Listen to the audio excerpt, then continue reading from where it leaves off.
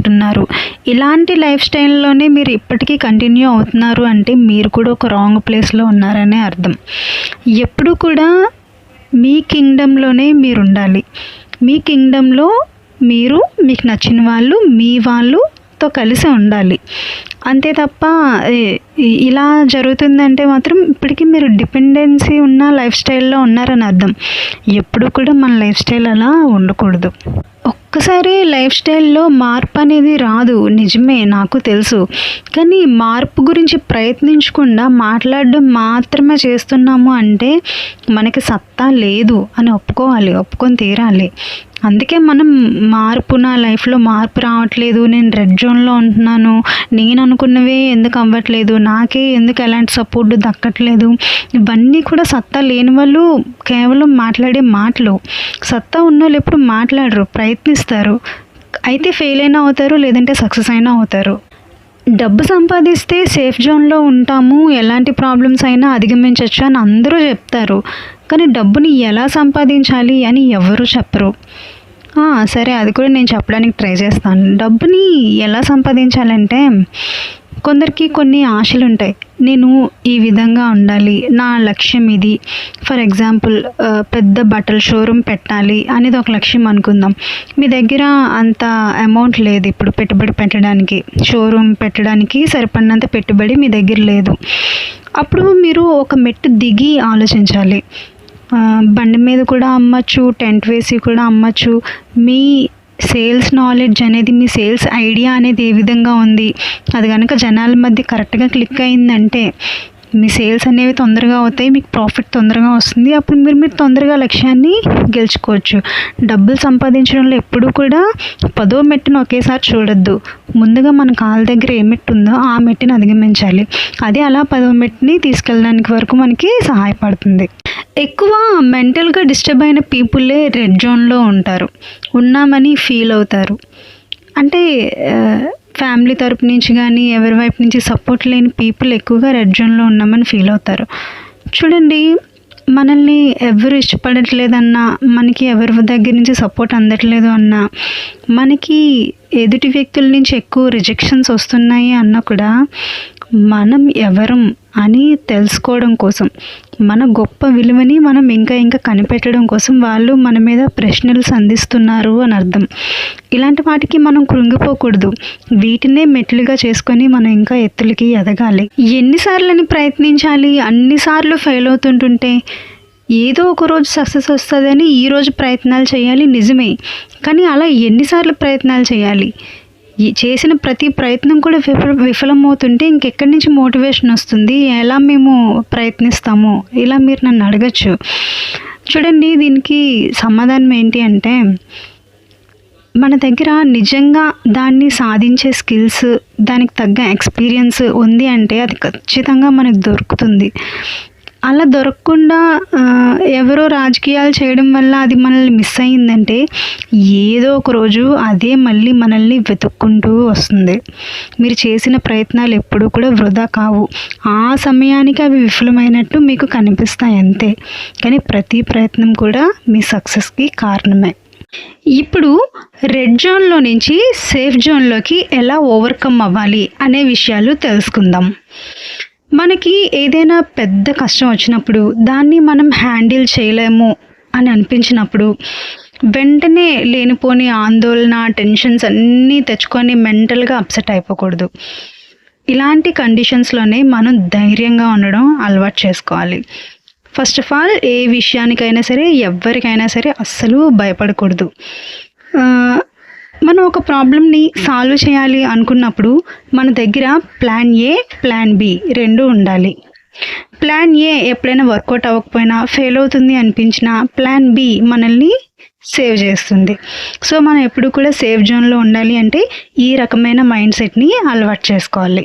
Safe జోన్లో ఉండాలి అనుకునేటప్పుడు తీసుకోవాల్సిన రెండో జాగ్రత్త, మనం డబ్బులు సేవ్ చేయకపోయినా పర్వాలేదు కానీ అనవసరమైన ఖర్చులు అస్సలు చేయకూడదు. మనం ఎక్కువ అనవసరమైన ఖర్చులు ఎక్కడ చేస్తుంటామో తెలుసా? మనకంటే కూడా ఇతరులకి ఖర్చు పెట్టడం, మనకి ఇష్టమైన వాళ్ళకి గిఫ్ట్లు కొనివ్వడం, లేదంటే ఏదైనా స్పెషల్ అకేషన్స్ వచ్చినప్పుడు రెస్టారెంట్స్కి తీసుకెళ్ళి సెలబ్రేట్ చేయడం, ఇలా మనం ఎక్కువగా డబ్బులు అనేవి ఖర్చు చేస్తూ ఉంటాం. దీనికి కారణం మనకి ఎక్కువ మంది స్నేహితులు ఉండడమే. ఎంత ఎక్కువ మంది స్నేహితులు ఉంటే మన దగ్గర నుంచి అన్ని ఎక్కువ డబ్బులు ఖర్చు అవుతూనే ఉంటాయి. ఎందుకంటే మొహమాటానికి పోయినా సరే ఒక్కొక్కసారి రూపాయి తీసి ఖర్చు పెట్టాల్సి వస్తుంది. వాడు ఒకసారి మనకి ఖర్చు పెట్టాడు అనుకోండి, మనం కూడా తిరిగి వాడికి ఇంకోసారి ఖర్చు పెట్టాలి ఖచ్చితంగా. లేదంటే ఇది కూడా మనకి ప్రెస్టీజ్ ఇష్యూ కదా మరి. సో అందుకే ఇలాంటి అనవసరమైన ఖర్చులు అనేవి తగ్గించుకోవాలి సాధ్యమైనంత వరకు. అలాగే మన కోసం మనం చేసుకునే ఖర్చుల్లో కూడా కొంచెం పొదుపు అనేది పాటించాలి. ఫర్ ఎగ్జాంపుల్, మనకి ఒక నెల రోజులకి ఎన్ని బట్టలు ఎన్నిసార్లు యూజ్ చేస్తున్నాము, మన అకేషన్స్ని బట్టి, మన ఉద్యోగాన్ని బట్టి మన కాస్ట్యూమ్స్ అనేవి చేంజ్ అవుతూ ఉంటాయి. పార్టీకి కొన్ని కాస్ట్యూమ్స్ అని, క్యాజువల్ వేర్ కొన్ని కాస్ట్యూమ్స్, ఆఫీస్ వేర్ కొన్ని కాస్ట్యూమ్స్, ఈ విధంగా డబ్బులు అనేవి అనేకం ఖర్చు చేస్తూ ఉంటాము. ఇలా కాకుండా మల్టీపర్పస్ కింద యూజ్ చేసుకునేలాగా కాస్ట్యూమ్స్ అనేవి మనం డిజైన్ చేయించుకోవడమో కొనుక్కోవడమో చేయాలి. వీటి కోసం కూడా ఎక్కువగా డబ్బులు అనేవి ఖర్చు చేయకూడదు. ఓన్లీ కాస్ట్యూమ్స్ అనే కాదు, యాక్సెసరీస్ కూడా, వాచెస్ అని, వ్యాలెట్స్ అని, షూస్ అని, మనం చాలా ఎక్కువగా డబ్బుల్ని వీటి మీద ఇన్వెస్ట్ చేస్తూ ఉంటాం. ఎందుకంటే సొసైటీ మధ్య ఎలా మారిపోయిందంటే, మనుషుల కంటే కూడా మనుషులు వేసుకునే బట్టలకి, వాళ్ళు ఒంటి మీద ఉండే విలువైన వస్తువులకి, వాటికి చూసేవాళ్ళు ఎక్కువగా అట్రాక్ట్ అవుతున్నారు. వాటి బట్టే మనిషికి కూడా విలువ అనేది ఇస్తున్నారు. కాబట్టి మనం కూడా గొప్పలకు పోయి అతిగా ఖర్చులు అనేవి చేస్తున్నాము. ఈ విషయంలోని కొంచెం పొదుపు పాటించి మనల్ని మనం అదుపు చేసుకోవాలి. చెప్పాను కదా, మనీ మన పవర్. దాన్ని ఎంత సేవ్ చేస్తే అది మనల్ని అంత సేఫ్ జోన్లో ఉంచుతుంది. నేను ఈ మధ్య సోషల్ మీడియాలోనే ఒక కథ చదివాను. అదేంటి అంటే, ఒక జూ యజమాని ఆ జూకి అధికంగా లాభాలు రావాలి, ఎక్కువ మంది జనాలు రావాలి, అధికంగా లాభాలు సంపాదించాలి అనే ఉద్దేశంతో టికెట్ ధర 100 రూపాయలు అని చెప్పి బోర్డు పెడతాడు. 100 రూపాయలు ఇప్పుడు ఎవరు వెళ్తారులే అనుకున్నారో ఏమో కానీ, అసలు ఎవరు వచ్చేవారు కాదు జూని విజిట్ చేయడానికి. చాలా రోజులు అలాగే గడిచిపోతుంది, బేరాలు లేవు. చూసి ఆ టికెట్ ధర హాఫ్ రేట్కి తగ్గించేస్తారు అతను. అంటే ఇప్పుడు 50 రూపాయలు మాత్రమే టికెట్ ధర అని పెడతారు. అయినా కూడా ఎన్ని రోజులు గడిచినా జనాలు అది అసలు రారనమాట ఎవరు. సరే ఇలా కాదని చెప్పి ఇప్పుడు టికెట్ ధర కేవలం 10 రూపాయలు మాత్రమే అని బాగా తగ్గించేసి తక్కువ ధరకి టికెట్ని ప్రైస్ చేస్తారు. అయినా సరే ఎన్ని నెలలు గడుస్తాయి కానీ ఆ జూకి అస్సలు గిరాకీ అనేది ఉండదు. ఎవ్వరు ఆ జూని విజిట్ చేయడానికి కూడా రారు. ఇదంతా గమనించి ఇంక 10 రూపాయల కోసం మాత్రం ఎందుకులే అని చెప్పి ప్రవేశం ఉచితం అని చెప్పి ఫ్రీ ఎంట్రీ బోర్డు పెట్టేస్తారు. ఇంకా అసలు టికెట్ కాస్ట్ ఏమీ లేదనమాట, ఫ్రీ విజిటింగ్. ఇంకా ఫ్రీ అని బోర్డు పెట్టగానే జనాలు ఉచితంగా వస్తే ఏది వదలరు కదా, విపరీతంగా జనాభా వచ్చేసి జూ మొత్తం జనాలతో నిండిపోయింది. ఇప్పుడు ఆ తెలివైన యజమాని ఏం చేశాడంటే, జూకి ఇటువైపు అటువైపు గేట్స్ మొత్తం క్లోజ్ చేసేసి జనాలు ఎవ్వరూ బయటికి వెళ్ళనివ్వకుండా చేసి సింహాలన్నింటినీ బోన్లో నుంచి వదిలేసి, ఇప్పుడు మీరు బయటికి వెళ్ళాలనుకుంటే టికెట్ ధర అవుటింగ్ గేటు ఓపెన్ చేయడానికి 500 రూపాయలు పే చేయాలి అని చెప్పి అడిగాడంట. ఇది ఒక బిజినెస్ సూత్రం. ఈ రోజుల్లోని ఏదైనా సరే ఉచితంగా వస్తుంది అంటే అస్సలు నమ్మడానికి వీలు లేదు. ఉచితంగా వచ్చింది అంటే మాత్రం దాని వెనకాతల మనమే ఒక వస్తువు అయిపోయాము అని అర్థం చేసుకోవాలి. రోజుల్లోని ఏది కూడా ఉచితంగా రాదు, ఇది కఠిన నిజం. మన వాళ్ళైనా, మన ఇంట్లో వాళ్ళైనా, ప్రేమించిన వాళ్ళైనా, ఎవరైనా సరే, ఆఖరికి మన చేతుల మీదుగా ఇది వరకు సహాయం పొందిన వ్యక్తులైనా సరే, మనకి ఉచితంగా ఏదైనా ఇస్తున్నారు అంటే ఖచ్చితంగా వాళ్ళని అనుమానించి తీరాల్సిందే. లేదు అంటే అక్కడ మనమే ఒక ధరకి అమ్ముడుపోవాల్సి వస్తుంది. ఈ విషయంలోని లైఫ్లో ఎప్పుడు కూడా కొంచెం ముందు జాగ్రత్తతో మనం ఉండాలి తప్పకుండా. సో ఎవరిని కూడా ఎంతవరకు నమ్మాలో అంతవరకు నమ్మాలి. నమ్మకానికైనా సరే, ఒకరికి మన లైఫ్లోని చనువు ఇవ్వాలన్నా సరే, దేనికైనా సరే కొన్ని లిమిట్స్ అనేవి పాటించాలి. మనం ఆఖరికి మన అమ్మా నాన్నల మీదైనా సరే ఎంతవరకు డిపెండ్ అవ్వాలో అంతవరకు మాత్రమే డిపెండ్ అవ్వాలి. ఎవరైనా మన దగ్గర ఇది ఉంది, ఇది లేదు, మనం ఇది సాధించాము, ఇది సాధించలేకపోయాము అని మనల్ని పాయింట్అవుట్ చేస్తున్నారు అంటే అలాంటి వ్యక్తులకి అక్కడే చెక్ పెట్టాలి. మనల్ని ఎప్పుడూ కూడా మనమే పాయింట్అవుట్ చేసుకోవాలి. మనమే పాయింట్అవుట్ చేసుకోవడం ఏంటి అంటే, ఇంకొకరికి మనల్ని వేలెత్తి చూపించే అధికారం ఇవ్వకముందే మనలోని లోపాలేంటి, మనం ఏం సాధించాం, ఏం సాధించలేకపోయాం అనేది మనల్ని మనమే ఒకసారి వెరిఫై చేసుకోవాలి. మనం ఏది చదవకుండా ఒక ఎగ్జామ్కి వెళ్ళి రాసామనుకోండి, ఖచ్చితంగా ఆ ఎగ్జామ్ ఫెయిల్ అయిపోతాం. అలాగే ఏ విద్యలు నేర్చుకోకుండా యుద్ధంలో పార్టిసిపేట్ చేసామనుకోండి, ఖచ్చితంగా ఆ యుద్ధాన్ని మనం ఓడిపోతాము. ఎలా అయితే మనకి ప్రాక్టీస్, ఒక ప్లాన్ అనేది లేకుండా ఎందులోనైనా మనం ఇన్వాల్వ్ అయ్యామంటే ఖచ్చితంగా మనం ఫెయిల్ అయిపోతాం. అందుకనే మీరు ఏం చేసినా సరే, అది చిన్న విషయమైనా పర్వాలేదు, ఒక క్యాజువల్ థింగ్ అయినా పర్వాలేదు, ప్రతి దానికి కూడా ఒక ప్లాన్ అనేది ఉండాలి. ఒక టు డూ లిస్ట్ లాగా అనమాట. ఈరోజు నేను ఏం చేయాలి, ఏం చేయకూడదు, లేదంటే మీరు ఒక గోల్ని సాధించాలి అనుకున్నారు, దానికి కూడా కొన్ని స్టెప్స్ని మీరు రాసుకొని ఆ లక్ష్యాల్ని ఒకటి ఛేదించుకుంటూ వెళ్ళాలి. ఇలాంటి ఒక ప్లాన్ ఎల్లప్పుడూ కూడా మీరు ఫాలో అవ్వాలి. చిన్న విషయానికి కూడా అలా చేసినప్పుడు ఇది మీకు అలవాటు అవుతుంది. ఎప్పుడు కూడా మీ ఆలోచనకు తగ్గట్టే మీకు ఫలితం అనేది దక్కుతుంది. మీ ఆలోచన ఎంత గొప్పగా ఉంటే అంత గొప్ప ఫలితాలు మీరు సాధిస్తారు. మీ ఆలోచన ఎంత తక్కువగా ఉంటే అన్ని తక్కువ ఫలితాలు మీరు సాధిస్తారు. ఎగ్జాంపుల్, మీరు ఒక 1000 రూపాయల సంపాదనకి తగ్గట్టుగా ఆలోచన చేశారనుకోండి, 1000 రూపాయలు మాత్రమే సంపాదించగలుగుతారు. కానీ మీకు కొన్ని కోట్లు సంపాదన కావాలనుకోండి, అప్పుడు మీరు కోట్లు సంపాదించే ఆలోచనలు చేయాల్సి వస్తుంది. మీ 1000 రూపాయలు బుర్ర అనేది, మీ 1000 రూపాయలు బుర్ర ఆలోచించిన ఐడియా అనేది కోట్లు సంపాదించడానికి సరిపోదు కదా, అది కోట్లు తెచ్చిపెట్టలేదు. కోట్లు సంపాదించాలంటే మీ ఆలోచన కోట్లు సంపాదించడానికి దారి చూపించే విధంగా ఉండాలి. సో మీ ఐడియా, మీ నాలెడ్జ్ కూడా ఏ విధంగా ఉంటుంది, మీ ఐడియాస్ ఏ విధంగా ఉంటున్నాయి, అవి ఎక్కువ లాభాలు తీసుకొచ్చే విధంగా ఉంటున్నాయా, తక్కువ లాభాలతో ఆగిపోయేలా ఉంటున్నాయా, ఒక్కసారి మిమ్మల్ని మీరు చెక్ చేసుకోవాలి. మీ ఐడియాస్ని మీరు ఎప్పటికప్పుడు క్యాలిక్యులేట్ చేసుకోగలిగితేనే మీకు వచ్చే ప్రాఫిట్స్ కూడా అదే విధంగా ఉంటాయి. మీ మైండ్ ఎప్పుడూ కూడా ఒక డస్ట్బిన్ లాగా ఉండకూడదు. ఎక్కడికైనా వెళ్ళాలన్నా, ఏ పనైనా చేయాలన్నా సరే, చాలా హడావిడి పడిపోతూ కంగారుగా అలా టెన్షన్గా మీ పనులని ప్లాన్ చేసుకోకూడదు. ఒక ప్లాన్ ప్రకారం ఫాలో అయ్యే వ్యక్తి ఎప్పుడు కూడా చాలా కూల్ మైండ్ సెట్తో ఉంటాడు. తన ప్లాన్స్ అన్నింటినీ కూడా ముందుగానే ప్రిపేర్ చేసుకొని ఉంటాడు. అందుకనే తను ఎలాంటి సిచ్యువేషన్ అయినా చాలా కూల్గా హ్యాండిల్ చేయగలుగుతాడు. మీరు కూడా అదే విధంగా మీ ప్లాన్స్ అన్నింటినీ ముందుగానే ప్రిపేర్ చేసుకోవడం అలవాటు చేసుకోవాలి. ఎప్పుడు కూడా ప్రతి చిన్న విషయానికి టెన్షన్ పడడం అనేది మీ మైండ్కి అలవాటు చేయొద్దు. మీ మైండ్ని ఒక చెత్తబుట్టలాగా తయారు చేయొద్దు. పీస్ ఆఫ్ మైండ్ని కలిగి ఉండడం అలవాటు చేసుకోండి. మీ చుట్టూ ఉన్న మనుషులు కూడా దీనికి కొంతవరకు కారణం అవుతారు. మీ చుట్టూ ఎలాంటి వాతావరణం అయితే ఉంటుందో, ఎలాంటి పరిస్థితుల్లో అయితే మీరు ఉంటారో, అలాగే మీ మైండ్ కూడా బిహేవ్ చేస్తుందని గుర్తుపెట్టుకోండి. సాధారణంగా నడుస్తున్న ఒక వ్యక్తిని సడన్గా పరిగెత్తమని చెప్పామనుకోండి, అతను కొంత ఫోర్స్ని ఉపయోగించి పరిగెత్తాడు. అదే అతని మీదకి కుక్కల్ని ఉసిగలిపామనుకోండి, అతను కూడా ఊహించలేనంత స్పీడ్ని ఉపయోగించి పరిగెడతాడు చాలా వేగంతో. అలాగే మన లైఫ్లో కూడా మనం నార్మల్గా ఒక లక్ష్యాన్ని ఎంచుకొని దాన్ని సాధించాలి అంటే మనకు చాలా ఎక్కువ సమయం పడుతుంది.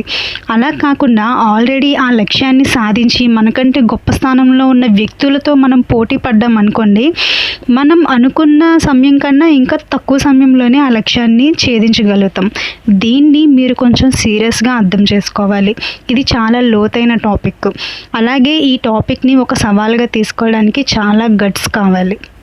చాలామంది ఒక విషయంలో విజయం సాధించలేక ఎక్కువ సమయం పట్టినా కూడా ఇలా అంటూ ఉంటారు, నేను అనవసరంగా ఈ లక్ష్యాన్ని ఎంచుకొని టైం వేస్ట్ చేసుకున్నాను, నా అసలైన లక్ష్యం ఇది కాదేమో, అనవసరంగా నా మనీ, టైం అన్నీ కూడా ఇందులో ఇన్ని రోజులు వేస్ట్ అయిపోయాయి, ఇప్పుడు నాకు వేరే విషయం మీద ఇంట్రెస్ట్ కలుగుతుంది, దాన్ని నేను లక్ష్యంగా సెట్ చేసుకుంటే మళ్ళీ అది సాధించడానికి ఎన్ని రోజులు టైం పడుతుందో, ఇలా ఫీల్ అవుతుంటారు. ఇలా అనుకునే వాళ్ళకి నేను చెప్పేది ఏంటి అంటే, ఎప్పుడు కూడా మనం ఒక లక్ష్యం మీద ఫిక్స్ అయ్యి ఉండిపోకూడదు.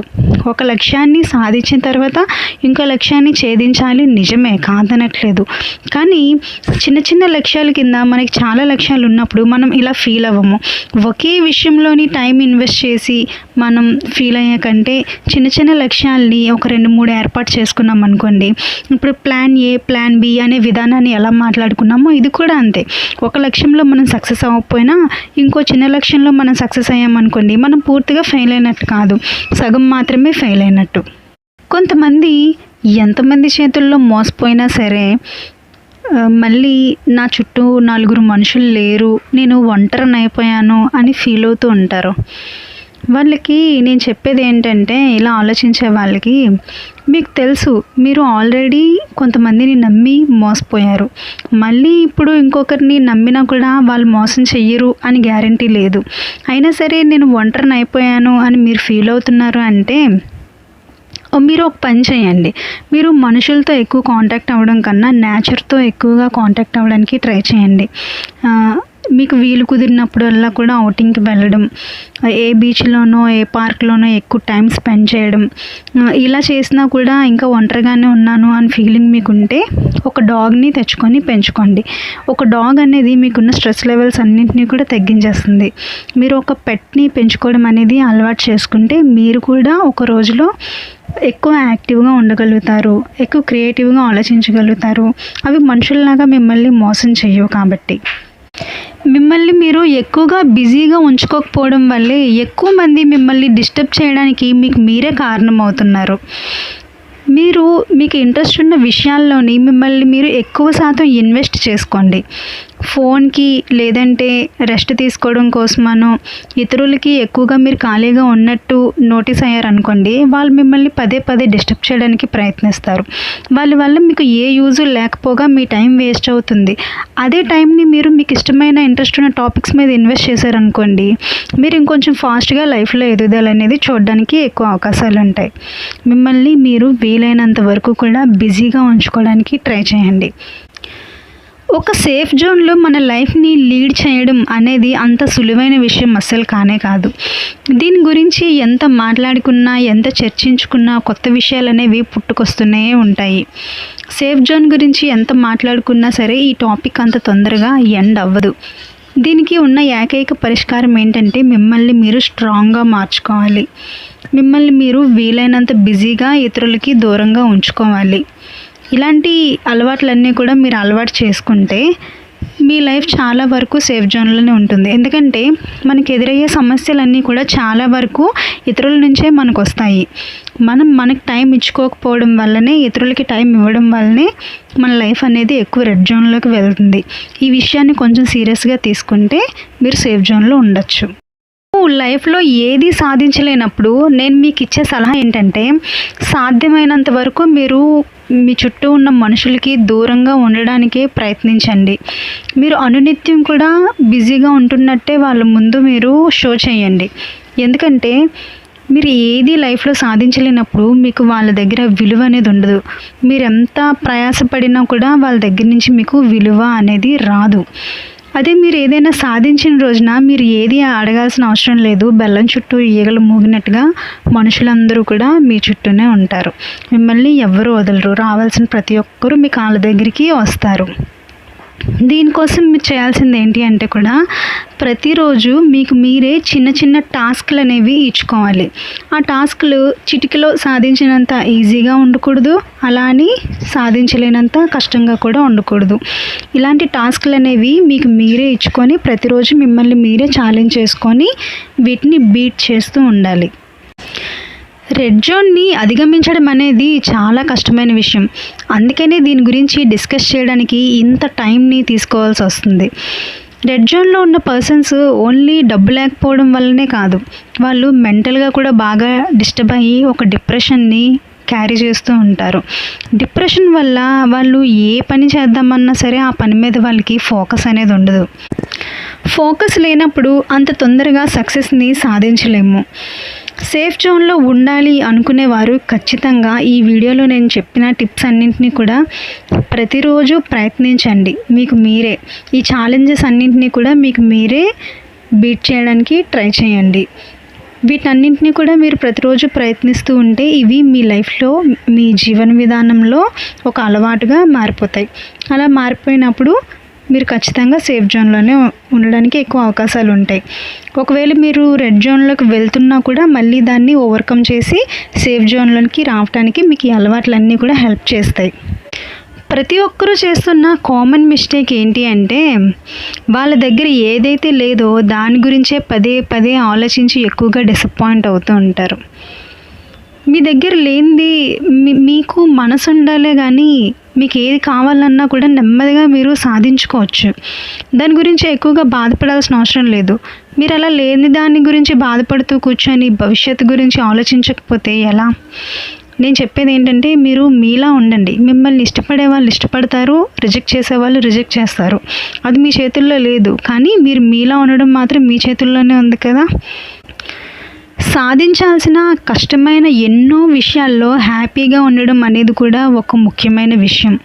దీన్ని అందరూ ఎంతో ఈజీగా మర్చిపోతున్నారు. ఫస్ట్ మీరు హ్యాపీగా ఉండడానికి ప్రయత్నించండి. ఎవ్రీ డే కాదు, ఎవ్రీ మినిట్ మిమ్మల్ని మీరు, మీతో ఉన్న వాళ్ళని కూడా, మీ చుట్టూ ఉన్న వాళ్ళని కూడా ఎప్పుడు కూడా హ్యాపీగా ఉంచడానికి ప్రయత్నించండి. హ్యాపీగా ఉన్నప్పుడు మీరు ఇంకా ఎక్కువ క్రియేటివ్గా ఆలోచించగలుగుతారు. హ్యాపీ మైండ్ సెట్ని ఎల్లప్పుడూ అలవాటు చేసుకోండి. ఇతరులు వచ్చి మీకు విలువ ఇచ్చేలాగా చేసుకోవాలంటే ఎలాగా? ఎవరో వచ్చి మీతో మాట్లాడి కాసేపు టైం స్పెండ్ చేసి మిమ్మల్ని హ్యాపీగా ఉంచాలి. అందరికీ నమస్కారం. ముందుగా మీ అందరికీ శ్రావణ మాసం శుభాకాంక్షలు. చాలామంది ఈ మధ్య నా లైఫ్ మొత్తం రెడ్ జోన్లో ఉంది, నేను సేఫ్ జోన్లోకి రావాలని ఎంత ప్రయత్నించినా కూడా కష్టాలు అన్ని వైపుల నుంచి నన్ను అడ్డుకుంటున్నాయి అని ఒక మెంటల్ డిసప్పాయింట్లో ఉంటున్నారు. అలాంటి వాళ్ళ కోసం ఈరోజు నేను కొన్ని రియల్ స్టోరీస్ని చెప్పాలనుకుంటున్నాను. ఇవి నాకు తెలిసిన వాళ్ళ స్టోరీస్. నేను కూడా వాళ్ళ లైఫ్లో ఉన్నాను కాబట్టి వాళ్ళు ఈ కష్టాలని ఎలా అనుభవించారు, ఈ కష్టాలని ఎలా అధిగమించారు, వీటన్నింటికి నేను కూడా ఒక ప్రత్యక్ష సాక్షిని అన్నమాట. నా స్నేహితురాలు ఒక అమ్మాయి గురించి ఈరోజు మీకు చెప్తాను. తన పేరు నేను మీకు చెప్పకూడదు. తనకి మ్యారేజ్ అయిన దగ్గర నుంచి కూడా పేద కుటుంబంలో నుంచి వచ్చిన అమ్మాయి అని చెప్పి అసలు వాళ్ళ హస్బెండ్ ఫ్యామిలీ వైపు నుంచి వాల్యూ ఉండేది కాదు. వాళ్ళ హస్బెండ్ వాళ్ళకి మంచి స్టేటస్ ఉంది, డబ్బులు, బంగారం, ఆస్తిపాస్తులు అన్నీ ఉన్నాయి. కానీ ఏం లాభం చెప్పండి? విలువ లేని చోట మనిషి ఎక్కువ రోజులు బతకలేడు కదా. తినది కూడా అదే ప్రాబ్లం అన్నమాట. చాలా సంవత్సరాలు భరించింది. కానీ ఇలాంటి ప్రాబ్లమ్స్ని ఎవరితో షేర్ చేసుకోవాలో తెలీదు. తల్లి తండ్రికి చెప్తేనేమో నీ భర్త నిన్ను పోషిస్తున్నాడా లేదా, అంతే, అంతవరకే మా బాధ్యత. సో నా ఫ్రెండ్కి ఒక విషయంలో క్లారిటీ వచ్చింది. అదేంటి అంటే తను ఒక రాంగ్ ప్లేస్లో ఉంది. ఎన్ని రోజులు ఇక్కడ ఇలాగే వీళ్ళ మధ్యనున్నా కూడా తనకి వాల్యూ అనేది ఉండదు. తను ఏదైనా సాధించి తన విలువని తనే సంపాదించుకోవాలి అని ఆలోచించింది. తనకి బ్యూటిషియన్ అంటే బాగా ఇంట్రెస్ట్ కాబట్టి బ్యూటిషియన్ నేర్చుకోవడానికి జాయిన్ అయింది. ఇది వాళ్ళ ఇంట్లో ఎవరికి ఇష్టం లేదు. ఇంట్లో ఇష్టం లేకపోయినా కూడా తను దాచుకున్న డబ్బులతోని తనకిష్టమైన బ్యూటిషియన్ కోర్సు నేర్చుకోవడం స్టార్ట్ చేసింది. బ్యూటిషియన్ కోర్స్ అంటే ఎలా ఉంటుందో మీకు తెలుసు కదా. మినిమం మేకప్, లిప్స్టిక్ రాసుకుంటారు, మేకప్ వేసుకుంటారు. ఎప్పుడులాగా అదే నైటీలో జిడ్డు మొహం వేసుకొని కూర్చోకుండా తన కోర్స్ నేర్చుకున్న దగ్గర నుంచి కూడా కొంచెం మేకప్ అయ్యి తనని తాను గొప్పగా చూపించుకోవడం స్టార్ట్ చేసింది.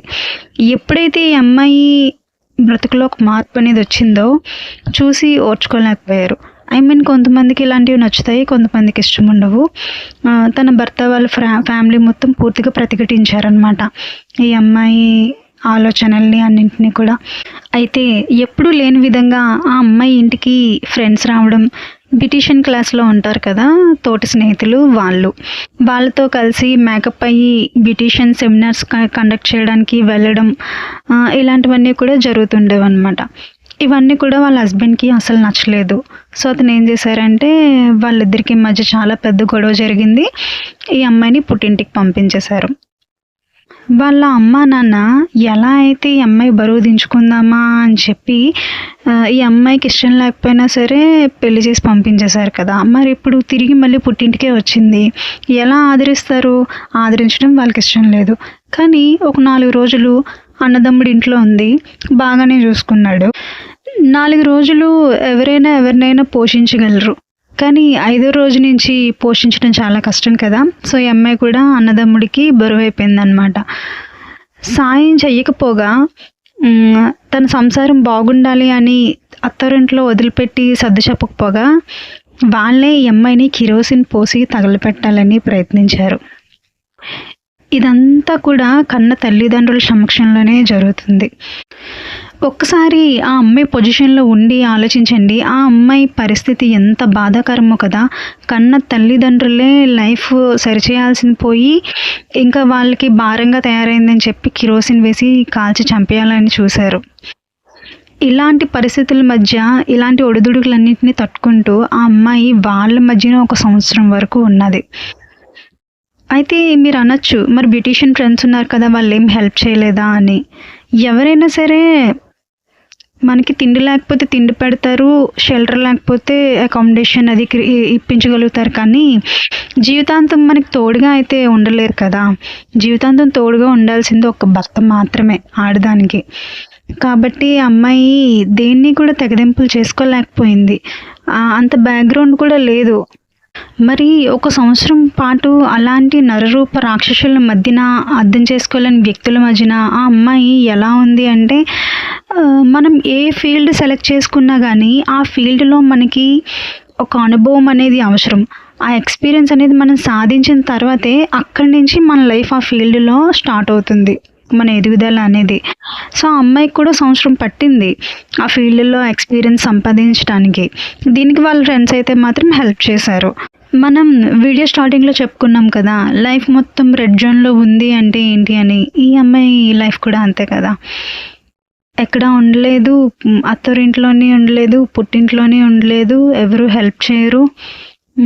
స్నేహితుల సపోర్ట్ తీసుకుంటే కూడా ఇంట్లో గొడవలు అయిపోతాయి.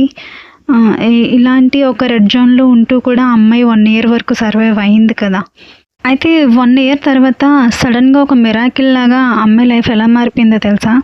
ఈ 1 ఇయర్ తను ఎంచుకున్న ఫీల్డ్‌లో తనకి అనుభవం వచ్చింది. అలాగే డబ్బులు కూడా బాగా సంపాదించింది.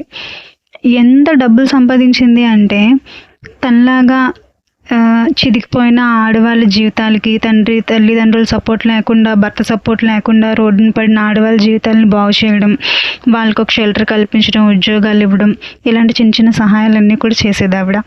ఆవిడ అలా ఎంత గొప్ప వ్యక్తి అయిపోయిందంటే, ఇప్పుడు ఆవిడని ఎవరైనా వాళ్ళ ఫ్యామిలీ మెంబర్స్ ఏదైనా టార్చర్‌కి గురి చేసినా కూడా అడగడానికి వెనకాతల అమ్మాయికి 10 నోర్లు 10 చేతులు ఉన్నాయి. ఏంటి డబ్బు సంపాదించగానే ఒకసారి లైఫ్ మారిపోయిందా అంటే, కొన్ని జీవితాలకి డబ్బే సమాధానం. మరి వాళ్ళ పేరెంట్స్‌కి డబ్బు లేదు, ఆ అమ్మాయి పేద కుటుంబంలో నుంచి వచ్చిందనే కదా ఆ అమ్మాయిని చులకనగా చూశారు. సో, డబ్బు సంపాదించుకుంది. డబ్బుతో పాటు ఆ అమ్మాయి చాలా పేరు ప్రఖ్యాతులు, గౌరవ మర్యాదలు అన్నీ సంపాదించుకుంది. నేను ఈ స్టోరీ ద్వారా మీకు ఏం చెప్పాలనుకుంటున్నానంటే, మన లైఫ్‌లో మనకి ఏది కావాలన్నా సరే మనమే సంపాదించుకోవాలి. పేరెంట్స్ ఇస్తారనో, హస్బెండ్ వాళ్ళు ఇస్తారనో ఆలోచించకూడదు. ఎందుకంటే వాళ్ళందరూ కూడా నటిస్తారు. మనం అడిగింది మనకి ఇవ్వడానికి ట్రై చేస్తున్నట్టు కొన్ని రోజులు మనల్ని ఒక భ్రమలో ఉంచుతారు. కానీ ఎవ్వరు మనల్ని మనం అర్థం చేసుకున్నట్టుగా మనల్ని వాళ్ళు అర్థం చేసుకోలేరు. కాబట్టి మనకేం కావాలన్నా సరే మనమే దాని గురించి దారులు వెతకాలి, వాటిని సొంతం చేసుకోవాలి. సెకండ్ స్టోరీ, నా స్నేహితురాలు. నేను ఇంటర్ చదువుకునేటప్పుడు స్నేహితురాలనమాట. ఇంటర్ చదువుకునేటప్పుడు అంటే ఆలోచించండి, వయసు 15 సంవత్సరాలు, 16 సంవత్సరాలు అలా ఉంటుంది. ఆ వయసులో ఎలాంటి నిర్ణయాలు తీసుకోవాలి, లైఫ్‌ని ఎలా ప్లాన్ చేసుకోవాలి అని మినిమం అవగాహన కూడా ఎవరికీ ఉండదు. అలాంటి ఏజ్‌లోని నా స్నేహితురాలు చాలా గొప్పగా ఆలోచించేది. తను చాలా పేదరికం నుంచి వచ్చిన అమ్మాయి. వాళ్ళ తండ్రి గారు పచ్చి తాగుబోతు. ఇంటికి అంతంత జీతం మాత్రమే తెచ్చిచ్చేవారు. వాళ్ళ అమ్మగారికి లోకజ్ఞానం అనేది అంతగా లేదు. నా స్నేహితురాలికి ఒక అక్క, తమ్ముడు కూడా ఉన్నారనమాట. చాలని జీతంతోనే ఇంతమందిని ఆ ఇంటిని నెట్టుకుంటూ వచ్చేది వాళ్ళ అమ్మ. చూడండి, మనకి కాలేజీల్లో ప్రాజెక్ట్ వర్క్స్ అనేవి ఉంటాయి. మనకి అవి రాయడానికి చాలా తలనొప్పిగా ఫీల్ అవుతూ ఉంటాము. కొంతమంది బద్దకించి అసలు రాయరు. కొంతమందికి అయితే అసలు అవి కంప్లీట్ చేయాలని ఇంట్రెస్ట్ కూడా ఉండదు. అలాంటి వాళ్ళందరి దగ్గర కూడా డబ్బులు తీసుకొని ప్రాజెక్ట్ వర్క్స్ అనేవి రాసి పెడుతుండేది నా స్నేహితురాలు. అలా వచ్చిన డబ్బులతో తను రికార్డ్స్ కొనుక్కొని అప్పుడు తన వర్క్స్ కంప్లీట్ చేసి సబ్మిట్ చేసేది. ఎందుకంటే ఆ ప్రాజెక్ట్ వర్క్కి అయ్యే డబ్బులు కూడా వాళ్ళ ఇంట్లోని సపోర్ట్ లేదు, తనకి ఇవ్వడానికి లేదు. వాళ్ళ నాన్నగారు ఏమీ పట్టించుకోరు. సో అవకాశాలని తను సృష్టించుకునేది అనమాట. ఈ ప్రాజెక్ట్ వర్క్స్ సిచ్యువేషన్ అనేది జస్ట్ ఆ అమ్మాయి గురించి మీకు అర్థం అవ్వడానికి ఒక ఉదాహరణ కింద మాత్రమే నేను చెప్పాను. ఇలా తను ఎన్నో విషయాలు చేసేది. తను చదువులో చాలా బాగా చదువుకునే అమ్మాయి. అయితే ఎప్పుడైనా తనకి డబ్బులు అవసరమైతే తోటి స్నేహితులకి ఇంటికి వెళ్ళి హోమ్ ట్యూషన్స్ చెప్పేది. ఏ సబ్జెక్ట్ అయినా అర్థం కాకపోతే దాంట్లో హెల్ప్ చేయడం, ఎగ్జామ్స్లో తక్కువ మార్కులు వచ్చే స్టూడెంట్స్కి అందరికీ కూడా మోటివేషన్ చేసి బాగా చదివించి డబ్బులు తీసుకోవడం, ఏది ఫ్రీగా చేసేది కాదు, కానీ చేసేది మంచి పనే. ఇలాంటి మంచి పనులన్నీ చిన్న చిన్న హెల్ప్స్ అందరికీ చేస్తూ తను డబ్బులు సంపాదించుకొని తనకి కావాల్సిన ఖర్చులకి డబ్బులు సంపాదించుకునేది. అలాగే వాళ్ళ ఇంట్లో వాళ్ళ అమ్మగారికి కూడా డబ్బులు తీసుకెళ్ళి ఇచ్చేదనమాట. కూర ఖర్చులకు కానీ, ఇల్లు మెయింటెనెన్స్కి, గెటిన్ అవ్వడానికి ఇలా తీసుకొని వెళ్ళి ఇచ్చేది. అయితే తనని మేమందరం కూడా అడిగేవాళ్ళం అనమాట. మీ ఇంట్లో ఇన్ని కష్టాలు ఉంటున్నాయి కదా, మీకు తినడానికి కూడా సరిగ్గా తిండి ఉండట్లేదు, ఇన్ని కష్టాల మధ్యలోని నీకు చదువుకోవడానికి మోటివేషన్ ఎలా వస్తుంది? ఆ కష్టాలన్నీ నిన్ను మెంటల్గా డిస్టర్బ్ చేయట్లేదా? నువ్వు ఇంత కాన్ఫిడెంట్గా ఎలా చదవగలుగుతున్నావు అని. అప్పుడు తను ఏం చెప్పేదంటే, ఈ కష్టాలే నన్ను ఇంకా ఇంకా మోటివేట్ చేస్తున్నాయి. ఎందుకంటే మీరన్నట్టు మా ఇంట్లో తినడానికి కూడా ఒక్కొక్కసారి డబ్బులు ఉండవు. ఇవన్నీ చూస్తుంటే నా కడుపు గుండె రగిలిపోతూ ఉంటుంది. పెద్దయ్యాక నేను ఎలా అయినా సరే గవర్నమెంట్ జాబ్ సంపాదించి మా అమ్మని చాలా బాగా చూసుకుంటాను. ఇలాంటి పేదరికం ఇంకోసారి నా ఇంట్లో మళ్ళీ కనిపించకుండా చేస్తాను అని అలా మాట్లాడేది. తను అప్పుడు మాతో చెప్పినట్టుగానే ఇప్పుడు ఒక గవర్నమెంట్ జాబ్ పొజిషన్లోనే ఉంది. అంటే చూడండి, తనని తన కష్టాలు ఎంతగా మోటివేట్ చేసాయో. తను చదివిన ప్రతిసారి కూడా ఒక ఫైర్తోనే చదివింది. ప్రతి కష్టాలని కూడా ఒక ఫైర్తోనే ఎదుర్కొంది. అలానే వాటన్నింటినీ కూడా అధిగమించింది. ఎందుకంటే ఆ అమ్మాయికి వచ్చిన అవకాశాలని వదులుకోకుండా యూటిలైజ్ చేసుకోవడం అనేది తనకు తెలుసు. ఇది ఎవ్వరూ తనకి నేర్పించలేదు. తనకి తన కష్టాలు అన్నీ అలవాటు చేశాయి. వాటి నుంచే అమ్మాయి అన్నీ నేర్చుకుంది. ఇప్పుడు చెప్పండి, ఈ అమ్మాయి లైఫ్ కూడా ఒక రెడ్ జోన్లోనే ఉంది కదా, తనేం సేఫ్ జోన్లో లేదు కదా. అయితే మనం రెడ్ జోన్లో నుంచి మన లైఫ్ని సేఫ్ జోన్లోకి తీసుకురావడానికి సంవత్సరం పడుతుందా, 2 సంవత్సరాలు పడుతుందా, లేదంటే ఇంకా ఒక నెల, 6 నెలలు, 3 నెలలు, ఇంత తక్కువ సమయంలోనే మనం సేఫ్ జోన్లోకి రావడం అనేది మన చేతుల్లోనే ఉంటుంది. మన చుట్టూ ఉన్న అవకాశాలని మనం ఎలా యూటిలైజ్ చేసుకుంటున్నాము అన్న దాని మీదే కదా డిపెండ్ అయి ఉంటుంది. ఈ స్టోరీ ద్వారా నేను మీకు ఏం చెప్పాలనుకుంటున్నానంటే, ప్రశ్నలోనే సమాధానం ఉంటుంది అంటారు, కష్టాల్లో నుంచే పరిష్కారాలు కూడా వస్తాయి అని అంటారు. మనకి తెలియాల్సిందల్లా మన చుట్టూ ఉన్న అవకాశాలని గుర్తించడం మాత్రమే. అది మనం నేర్చుకుంటే చాలు, మనం రెడ్ జోన్లో నుంచి సేఫ్ జోన్లోనికి ఈజీగా రావచ్చు. ఇప్పుడు నేను చెప్పబోయే థర్డ్ స్టోరీ మా వీధిలో ఒక అమ్మాయి స్టోరీ. తిను చాలా తెలివైన అమ్మాయి. ఇది ఒక ఫెయిల్యూర్ స్టోరీ. ఒక తెలివైన అమ్మాయి అయ్యుండి, చాలా టాలెంటెడ్ అండ్ షార్ప్ గర్ల్ అయ్యుండి, తన లైఫ్ని తన చేతులారా తను ఎలా స్పాయిల్ చేసుకుందో మనం ఈ స్టోరీ ద్వారా తెలుసుకుందాం. ఫెయిల్యూర్ స్టోరీ నుంచి మనం ఏం తెలుసుకోవాలి అంటే, ఫెయిల్యూర్ స్టోరీ నుంచి ఎలా ఫెయిల్ అవ్వకుండా సక్సెస్ అవ్వాలి అనేది మనం తెలుసుకుందాం. ఈ అమ్మాయికి ఫ్యాషన్ డిజైనింగ్ అంటే చాలా ఇష్టం. తిను ఫ్యాషన్ డిజైనింగ్ నేర్చుకొని టైలరింగ్ నేర్పబడును అని ఇంటి ముందు ఒక బోర్డు పెట్టి వీధిలో ఉన్న లేడీస్ అందరికీ కూడా టైలరింగ్ నేర్పిస్తూ డబ్బులు సంపాదించేది. అయితే అలా వచ్చిన డబ్బులన్నింటినీ కూడా ఒక డిబ్బీలో దాచి అదొక లార్జ్ అమౌంట్ అయిన తర్వాత తీసుకొని వెళ్ళి తన పేరెంట్స్కి ఇచ్చేది. ఈ అమ్మాయి చేసిన తప్పు ఇదే. అంటే సంపాదించిన డబ్బులు తల్లిదండ్రులకి ఇవ్వకూడదా అంటే కాదు. కథ మొత్తం తెలుసుకున్న తర్వాత జడ్జి చేయొచ్చు. ఆ అమ్మాయి వాళ్ళ తల్లిదండ్రుల్ని ఎంతగా ప్రేమించేది అంటే, తనను తను ప్రేమించాలి అన్న విషయం కూడా మర్చిపోయింది.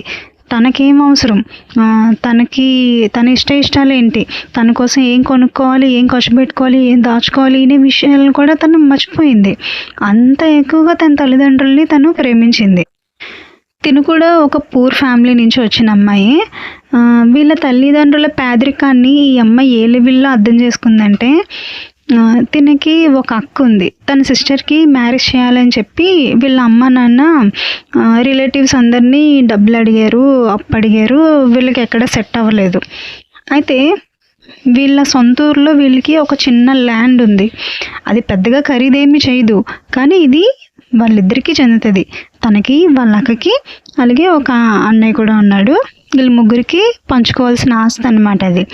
తినేం చేసిందంటే తినవాటా కూడా అమ్మేస్తే వాళ్ళ అక్క పెళ్ళికి కావాల్సిన డబ్బులు వస్తాయి కదా అని చెప్పి, ఇది నిజంగా ఒక బ్లైండ్ లవ్ అని చెప్పుకోవాలి తల్లిదండ్రుల మీద. ఇలాంటి లవ్ అసలు ఉండకూడదు పిల్లలకి.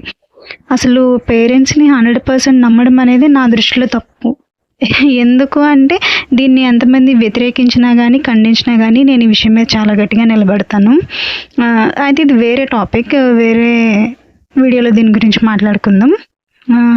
ఈ అమ్మాయి ఏం చేసిందంటే తన వాటా హక్కు ఉన్న భూమిని కూడా వాళ్ళ అక్క పెళ్లి కోసం త్యాగం చేసింది. త్యాగం చేసిన వెంటనే వాళ్ళ అమ్మ నాన్న చక్కగా 2 భూముల్ని అమ్మేసి వాళ్ళ సిస్టర్కి పెళ్లి చేశారు. తినకంటూ ఏం మిగిల్చుకోలేదు. ఇంకా వాళ్ళ అక్కకి పెళ్ళి అయిపోయింది, ఒక బాధ్యత తీరిపోయింది, అంత బాగానే ఉంది. ఇప్పుడు ఈ అమ్మాయికి పెళ్లి చేయాలి. మళ్ళీ ఈ అమ్మాయికి పెళ్లి చేయడానికి వాళ్ళ అమ్మ నాన్న దగ్గర డబ్బులు లేవు, అమ్ముకోవడానికి ఆస్తులు లేవు. అప్పు అడుగుదామంటే రిలేటివ్స్ ఎవరు ఇవ్వట్లేదు. సో ఇప్పుడు ఏం చేశారంటే వాళ్ళ అమ్మ నాన్నకి తెలుసు ఈ అమ్మాయి సర్దుకుపోయే మనసు ఉన్న అమ్మాయి, అందులోని తల్లిదండ్రుల మీద అతి ప్రేమ, అతి జాలి, కాబట్టి ఎలాంటి సంబంధం తీసుకొచ్చినా సరే పెళ్లి చేసేసుకుంటుంది. వయసులోని తినకన్నా కూడా 15 సంవత్సరాలు ఎక్కువగా ఉన్న అబ్బాయిని తీసుకొని వచ్చి ఈ అమ్మాయికి పెళ్లి చేశారు. అంటే చూడండి, లైఫ్లోని కొద్దో గొప్ప సెటిల్మెంట్ ఉండి ఏజ్ బార్ అయిపోయిన వాళ్ళు ఉంటారు కదా, వీళ్ళు ఏంటంటే పిల్ల దొరికితే చాలు పెళ్లి చేసేసుకోవచ్చు అన్న టైప్లో ఉంటారు. అలాంటి ఒక మ్యాచ్ని తీసుకొచ్చి కట్నం ఏమీ లేకుండా ఓన్లీ పెళ్లి ఖర్చులు మాత్రమే భరించి ఈ అమ్మాయికి పెళ్లి చేసేసారు. అలాంటి అంత ఏజ్ గ్యాప్ ఉన్న అబ్బాయిల్ని పెళ్లి చేసుకోవడం ఏ అమ్మాయికి కూడా ఇష్టం ఉండదు. కానీ ఈ అమ్మాయి ఎందుకు ఒప్పుకుంది అంటే తల్లిదండ్రుల మీద ఉన్న విపరీతమైన ప్రేమ. తన లైఫ్ని తనే బలి చేసుకుంది. ఒకసారి బ్యాంక్ పని మీద వెళ్ళినప్పుడు ఈ అమ్మాయి నాకు ఎదురైంది. నిండు గర్భిణి అయినా కూడా తిను చాలా చలాకీగా నడుస్తుంది.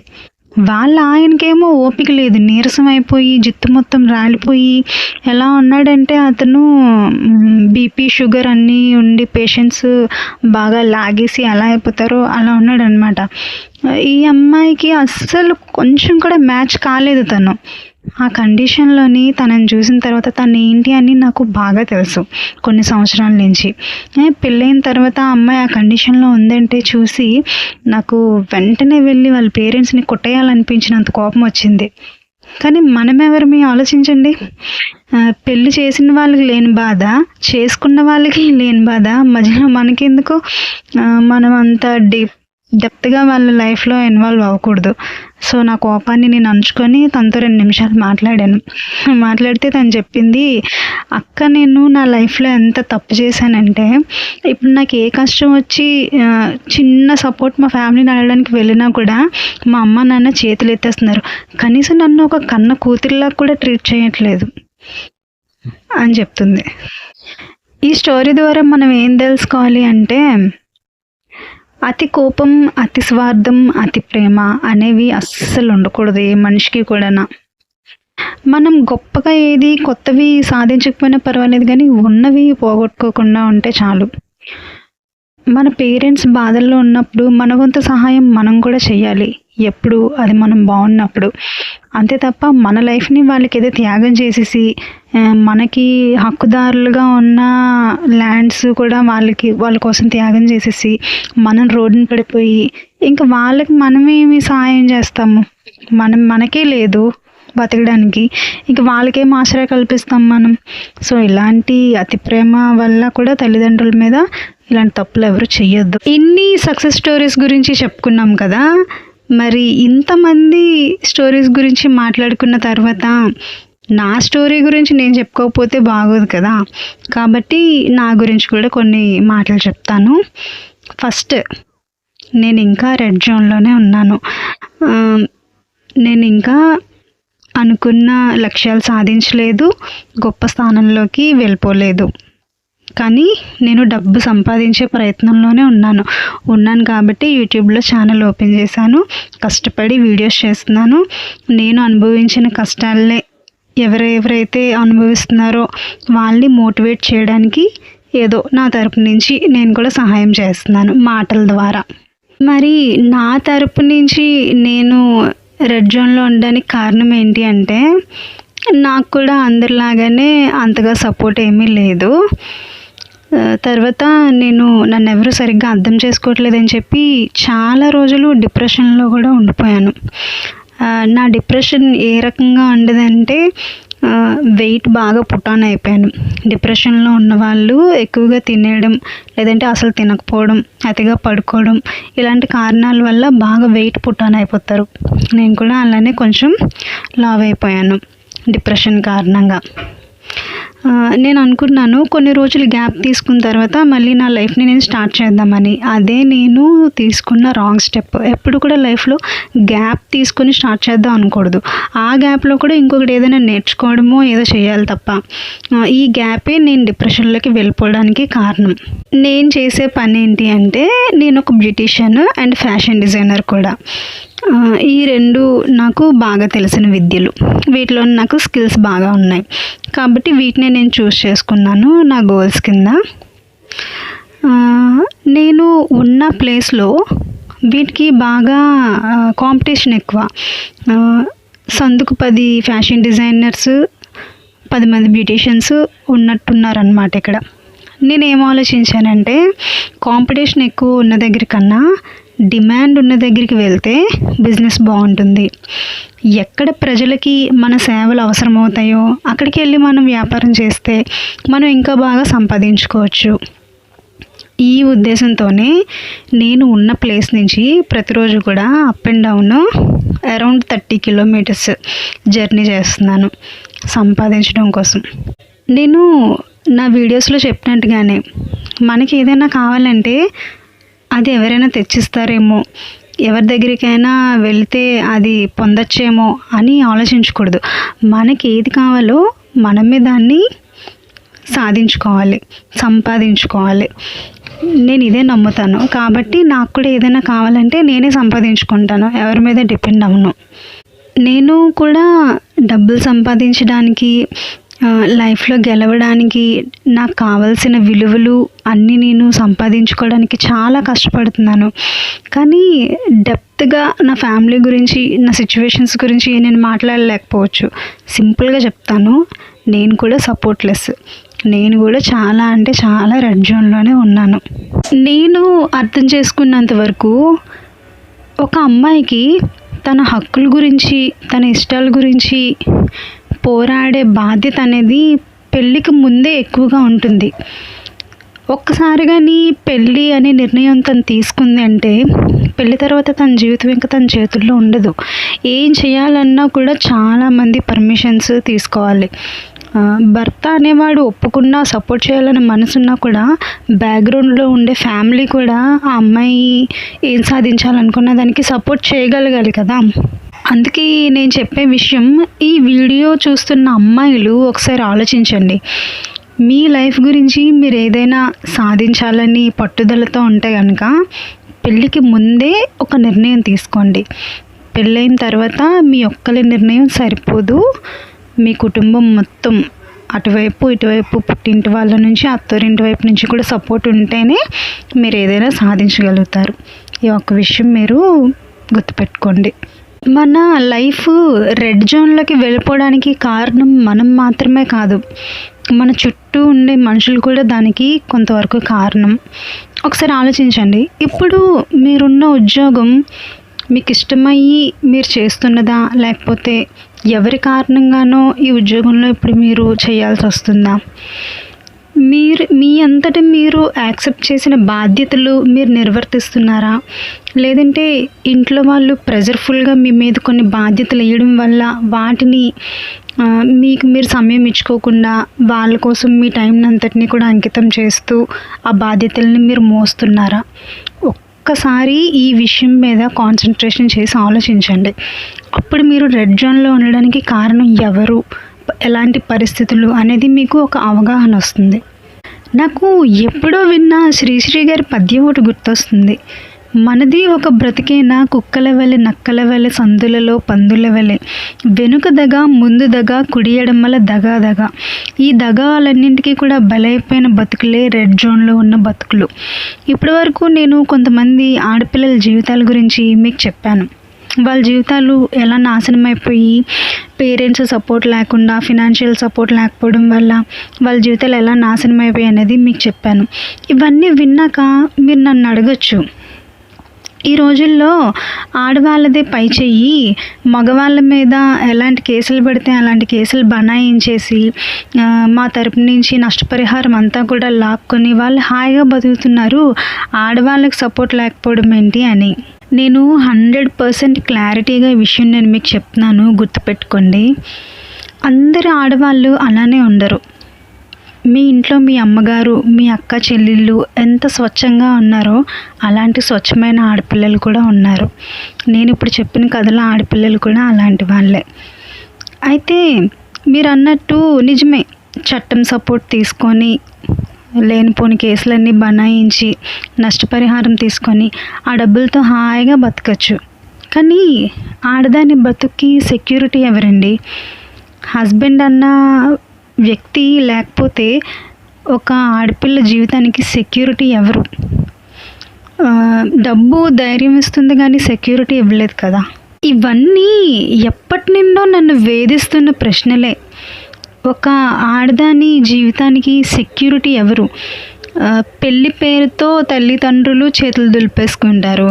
పెళ్ళైన తర్వాత ఆ భర్త విధి విధానాలు సరిగ్గా ఉండకపోతే వాడు ఏ తాగుబోతో ఏ సోమరిపోతో అయ్యి తిన్న జీవితం రోడ్డున పడితే దీనికి ఎవరు సెక్యూరిటీ? డబ్బు అనేది సెక్యూరిటీ ఇవ్వదు కదా. ఆ సెక్యూరిటీ పర్పస్ నేను అడుగుతున్నాను. నాకైతే వీటికి సమాధానం తెలీదు.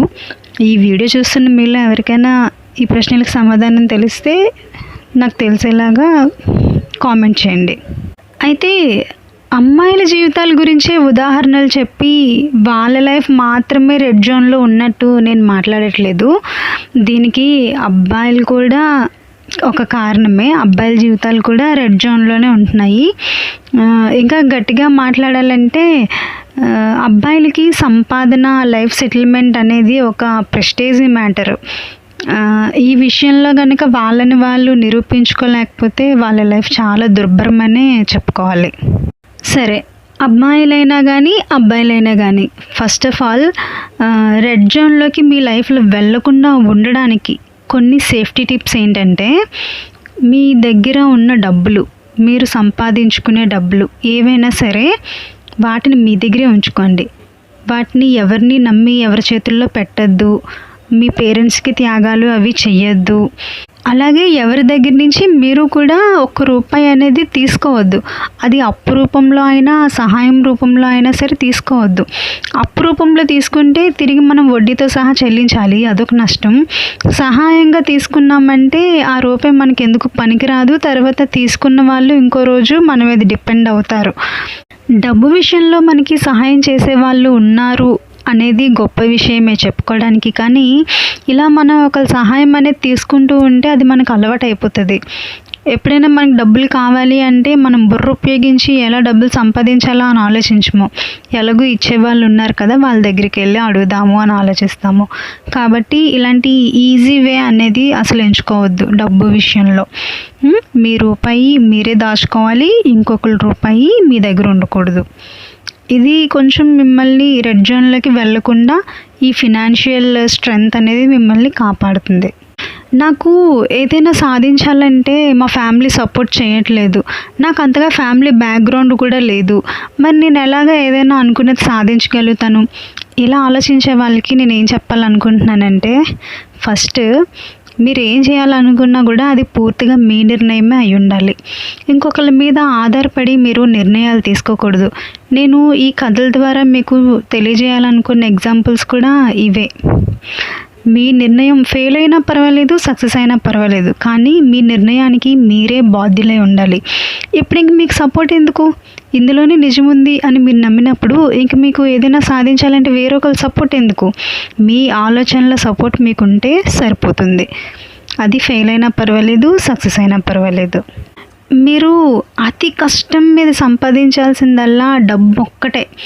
అది ఒక్కటి మీ దగ్గర ఆ ఎనర్జీ ఆ డబ్బు అనే పవర్ మీ దగ్గర ఎక్కువ ఉంది అంటే మాత్రం మిగతావన్నీ కూడా మిమ్మల్ని వెతుక్కుంటూ ఆటోమేటిక్గా వస్తాయి.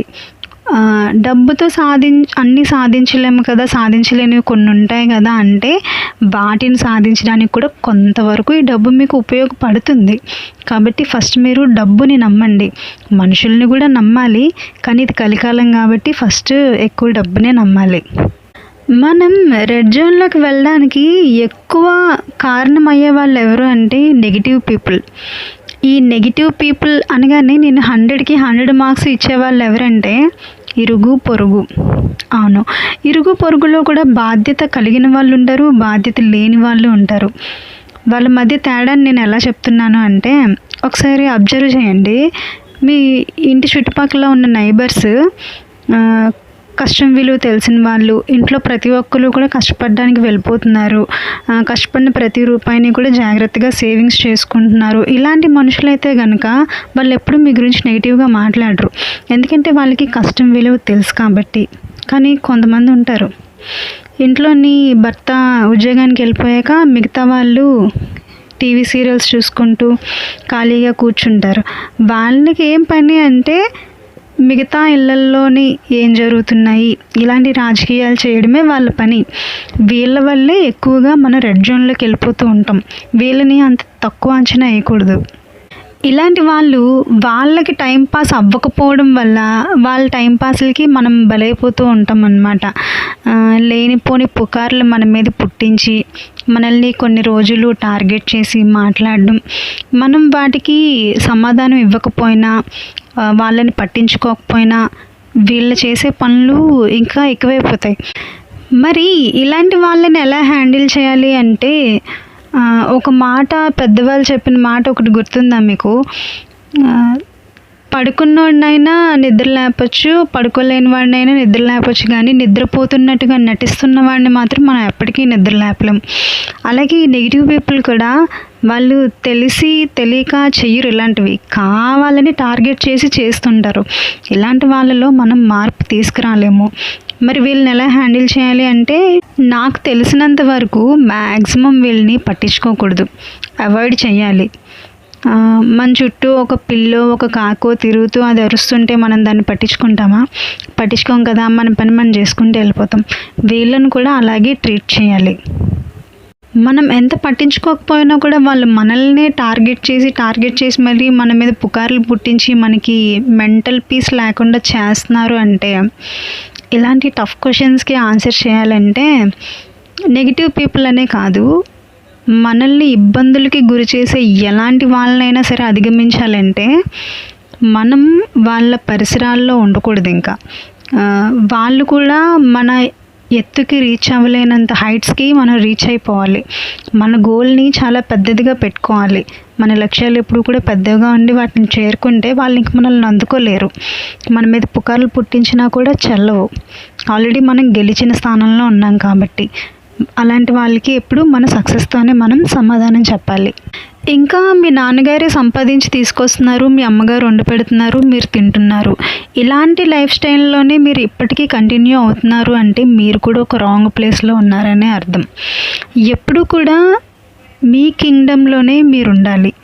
మీ కింగ్డమ్లో మీరు, మీకు నచ్చిన వాళ్ళు, మీ వాళ్ళతో కలిసి ఉండాలి. అంతే తప్ప ఇలా జరుగుతుందంటే మాత్రం ఇప్పటికీ మీరు డిపెండెన్సీ ఉన్న లైఫ్ స్టైల్లో ఉన్నారని అర్థం. ఎప్పుడు కూడా మన లైఫ్ స్టైల్ అలా ఉండకూడదు. ఒక్కసారి లైఫ్ స్టైల్లో మార్పు అనేది రాదు, నిజమే, నాకు తెలుసు. కానీ మార్పు గురించి ప్రయత్నించకుండా మాట్లాడడం మాత్రమే చేస్తున్నాము అంటే మనకి సత్తా లేదు అని ఒప్పుకొని తీరాలి. అందుకే మనం నా లైఫ్లో మార్పు రావట్లేదు, నేను రెడ్ జోన్లో ఉంటున్నాను, నేను అనుకున్నవే ఎందుకు అవ్వట్లేదు, నాకే ఎందుకు ఎలాంటి సపోర్ట్ దక్కట్లేదు, ఇవన్నీ కూడా సత్తా లేని వాళ్ళు కేవలం మాట్లాడే మాటలు. సత్తా ఉన్న వాళ్ళు ఎప్పుడు మాట్లాడరు, ప్రయత్నిస్తారు. అయితే ఫెయిల్ అయినా అవుతారు, లేదంటే సక్సెస్ అయినా అవుతారు. డబ్బు సంపాదిస్తే సేఫ్ జోన్లో ఉంటాము, ఎలాంటి ప్రాబ్లమ్స్ అయినా అధిగమించవచ్చు అని అందరూ చెప్తారు. కానీ డబ్బుని ఎలా సంపాదించాలి అని ఎవరు చెప్పరు. సరే, అది కూడా నేను చెప్పడానికి ట్రై చేస్తాను. డబ్బుని ఎలా సంపాదించాలంటే, కొందరికి కొన్ని ఆశలుంటాయి. నేను ఈ విధంగా ఉండాలి, నా లక్ష్యం ఇది. ఫర్ ఎగ్జాంపుల్ పెద్ద బట్టల షోరూమ్ పెట్టాలి అనేది ఒక లక్ష్యం అనుకుందాం. మీ దగ్గర అంత అమౌంట్ లేదు ఇప్పుడు పెట్టుబడి పెట్టడానికి, షోరూమ్ పెట్టడానికి సరిపడినంత పెట్టుబడి మీ దగ్గర లేదు. అప్పుడు మీరు ఒక మెట్టు దిగి ఆలోచించాలి. బండి మీద కూడా అమ్మచ్చు, టెంట్ వేసి కూడా అమ్మచ్చు. మీ సేల్స్ నాలెడ్జ్ అనేది, మీ సేల్స్ ఐడియా అనేది ఏ విధంగా ఉంది, అది కనుక జనాల మధ్య కరెక్ట్గా క్లిక్ అయిందంటే మీ సేల్స్ అనేవి తొందరగా అవుతాయి, మీకు ప్రాఫిట్ తొందరగా వస్తుంది. అప్పుడు మీరు తొందరగా లక్ష్యాన్ని గెలుచుకోవచ్చు. డబ్బులు సంపాదించడంలో ఎప్పుడూ కూడా 10వ మెట్టును ఒకేసారి చూడొద్దు. ముందుగా మన కాళ్ళ దగ్గర ఏ మెట్టు ఉందో ఆ మెట్టుని అధిగమించాలి. అదే అలా 10వ మెట్టుని తీసుకెళ్ళడానికి వరకు మనకి సహాయపడుతుంది. ఎక్కువ మెంటల్గా డిస్టర్బ్ అయిన పీపుల్లే రెడ్ జోన్లో ఉంటారు, ఉన్నామని ఫీల్ అవుతారు. అంటే ఫ్యామిలీ తరపు నుంచి కానీ ఎవరి వైపు నుంచి సపోర్ట్ లేని పీపుల్ ఎక్కువగా రెడ్ జోన్లో ఉన్నామని ఫీల్ అవుతారు. చూడండి, మనల్ని ఎవరు ఇష్టపడట్లేదన్నా, మనకి ఎవరి దగ్గర నుంచి సపోర్ట్ అందట్లేదు అన్నా, మనకి ఎదుటి వ్యక్తుల నుంచి ఎక్కువ రిజెక్షన్స్ వస్తున్నాయి అన్నా కూడా మనం ఎవరం అని తెలుసుకోవడం కోసం, మన గొప్ప విలువని మనం ఇంకా కనిపెట్టడం కోసం వాళ్ళు మన మీద ప్రశ్నలు సంధిస్తున్నారు అని అర్థం. ఇలాంటి వాటికి మనం కృంగిపోకూడదు. వీటినే మెట్లుగా చేసుకొని మనం ఇంకా ఎత్తులకి ఎదగాలి. ఎన్నిసార్లని ప్రయత్నించాలి? అన్నిసార్లు ఫెయిల్ అవుతుంటుంటే ఏదో ఒక రోజు సక్సెస్ వస్తుందని ఈరోజు ప్రయత్నాలు చేయాలి, నిజమే. కానీ అలా ఎన్నిసార్లు ప్రయత్నాలు చేయాలి? చేసిన ప్రతి ప్రయత్నం కూడా విఫలమవుతుంటే ఇంకెక్కడి నుంచి మోటివేషన్ వస్తుంది? ఎలా మేము ప్రయత్నిస్తాము? ఇలా మీరు నన్ను అడగచ్చు. చూడండి, దీనికి సమాధానం ఏంటి అంటే, మన దగ్గర నిజంగా దాన్ని సాధించే స్కిల్స్, దానికి తగ్గ ఎక్స్పీరియన్స్ ఉంది అంటే అది ఖచ్చితంగా మనకు దొరుకుతుంది. అలా దొరకకుండా ఎవరో రాజకీయాలు చేయడం వల్ల అది మనల్ని మిస్ అయ్యిందంటే ఏదో ఒక రోజు అదే మళ్ళీ మనల్ని వెతుక్కుంటూ వస్తుంది. మీరు చేసిన ప్రయత్నాలు ఎప్పుడూ కూడా వృధా కావు. ఆ సమయానికి అవి విఫలమైనట్టు మీకు కనిపిస్తాయి అంతే, కానీ ప్రతి ప్రయత్నం కూడా మీ సక్సెస్కి కారణమే. ఇప్పుడు రెడ్ జోన్లో నుంచి సేఫ్ జోన్లోకి ఎలా ఓవర్కమ్ అవ్వాలి అనే విషయాలు తెలుసుకుందాం. మనకి ఏదైనా పెద్ద కష్టం వచ్చినప్పుడు, దాన్ని మనం హ్యాండిల్ చేయలేము అని అనిపించినప్పుడు వెంటనే లేనిపోని ఆందోళన, టెన్షన్స్ అన్నీ తెచ్చుకొని మెంటల్గా అప్సెట్ అయిపోకూడదు. ఇలాంటి కండిషన్స్లోనే మనం ధైర్యంగా ఉండడం అలవాటు చేసుకోవాలి. ఫస్ట్ ఆఫ్ ఆల్, ఏ విషయానికైనా సరే, ఎవరికైనా సరే అస్సలు భయపడకూడదు. మనం ఒక ప్రాబ్లమ్ని సాల్వ్ చేయాలి అనుకున్నప్పుడు మన దగ్గర ప్లాన్ ఏ, ప్లాన్ బి రెండు ఉండాలి. ప్లాన్ ఏ ఎప్పుడైనా వర్కౌట్ అవ్వకపోయినా, ఫెయిల్ అవుతుంది అనిపించినా, ప్లాన్ బి మనల్ని సేవ్ చేస్తుంది. సో మనం ఎప్పుడు కూడా సేఫ్ జోన్లో ఉండాలి అంటే ఈ రకమైన మైండ్ సెట్ని అలవాటు చేసుకోవాలి. సేఫ్ జోన్లో ఉండాలి అనుకునేటప్పుడు తీసుకోవాల్సిన రెండో జాగ్రత్త, మనం డబ్బులు సేవ్ చేయకపోయినా పర్వాలేదు కానీ అనవసరమైన ఖర్చులు అస్సలు చేయకూడదు. మనం ఎక్కువ అనవసరమైన ఖర్చులు ఎక్కడ చేస్తుంటామో తెలుసా? మనకంటే కూడా ఇతరులకి ఖర్చు పెట్టడం, మనకి ఇష్టమైన వాళ్ళకి గిఫ్ట్లు కొనివ్వడం, లేదంటే ఏదైనా స్పెషల్ అకేషన్స్ వచ్చినప్పుడు రెస్టారెంట్స్కి తీసుకెళ్ళి సెలబ్రేట్ చేయడం, ఇలా మనం ఎక్కువగా డబ్బులు అనేవి ఖర్చు చేస్తూ ఉంటాం. దీనికి కారణం మనకి ఎక్కువ మంది స్నేహితులు ఉండడమే. ఎంత ఎక్కువ మంది స్నేహితులు ఉంటే మన దగ్గర నుంచి అన్ని ఎక్కువ డబ్బులు ఖర్చు అవుతూనే ఉంటాయి. ఎందుకంటే మొహమాటానికి పోయైనా సరే ఒక్కొక్కసారి రూపాయి తీసి ఖర్చు పెట్టాల్సి వస్తుంది. వాడు ఒకసారి మనకి ఖర్చు పెట్టాడు అనుకోండి, మనం కూడా తిరిగి వాడికి ఇంకోసారి ఖర్చు పెట్టాలి ఖచ్చితంగా. లేదంటే ఇది కూడా మనకి ప్రెస్టీజ్ ఇష్యూ కదా మరి. సో అందుకే ఇలాంటి అనవసరమైన ఖర్చులు అనేవి తగ్గించుకోవాలి సాధ్యమైనంత వరకు. అలాగే మన కోసం మనం చేసుకునే ఖర్చుల్లో కూడా కొంచెం పొదుపు అనేది పాటించాలి. ఫర్ ఎగ్జాంపుల్, మనకి ఒక నెల రోజులకి ఎన్ని బట్టలు ఎన్నిసార్లు యూజ్ చేస్తున్నాము, మన అకేషన్స్ని బట్టి, మన ఉద్యోగాన్ని బట్టి మన కాస్ట్యూమ్స్ అనేవి చేంజ్ అవుతూ ఉంటాయి. పార్టీకి కొన్ని కాస్ట్యూమ్స్ అని, క్యాజువల్ వేర్ కొన్ని కాస్ట్యూమ్స్, ఆఫీస్ వేర్ కొన్ని కాస్ట్యూమ్స్, ఈ విధంగా డబ్బులు అనేవి అనేకం ఖర్చు చేస్తూ ఉంటాము. ఇలా కాకుండా మల్టీపర్పస్ కింద యూజ్ చేసుకునేలాగా కాస్ట్యూమ్స్ అనేవి మనం డిజైన్ చేయించుకోవడమో కొనుక్కోవడమో చేయాలి. వీటి కోసం కూడా ఎక్కువగా డబ్బులు అనేవి ఖర్చు చేయకూడదు. ఓన్లీ కాస్ట్యూమ్స్ అనే కాదు, యాక్సెసరీస్ కూడా, వాచెస్ అని, వ్యాలెట్స్ అని, షూస్ అని, మనం చాలా ఎక్కువగా డబ్బుల్ని వీటి మీద ఇన్వెస్ట్ చేస్తూ ఉంటాం. ఎందుకంటే సొసైటీ మధ్య ఎలా మారిపోయిందంటే మనుషుల కంటే కూడా మనుషులు వేసుకునే బట్టలకి, వాళ్ళు ఒంటి మీద ఉండే విలువైన వస్తువులకి, వాటికి చూసేవాళ్ళు ఎక్కువగా అట్రాక్ట్ అవుతున్నారు. వాటి బట్టే మనిషికి కూడా విలువ అనేది ఇస్తున్నారు. కాబట్టి మనం కూడా గొప్పలకు పోయి అతిగా ఖర్చులు అనేవి చేస్తున్నాము. ఈ విషయంలోని కొంచెం పొదుపు పాటించి మనల్ని మనం అదుపు చేసుకోవాలి. చెప్పాను కదా, మనీ మన పవర్. దాన్ని ఎంత సేవ్ చేస్తే అది మనల్ని అంత సేఫ్ జోన్లో ఉంచుతుంది. నేను ఈ మధ్య సోషల్ మీడియాలోనే ఒక కథ చదివాను. అదేంటి అంటే ఒక జూ యజమాని ఆ జూకి అధికంగా లాభాలు రావాలి, ఎక్కువ మంది జనాలు రావాలి, అధికంగా లాభాలు సంపాదించాలి అనే ఉద్దేశంతో టికెట్ ధర 100 రూపాయలు అని చెప్పి బోర్డు పెడతాడు.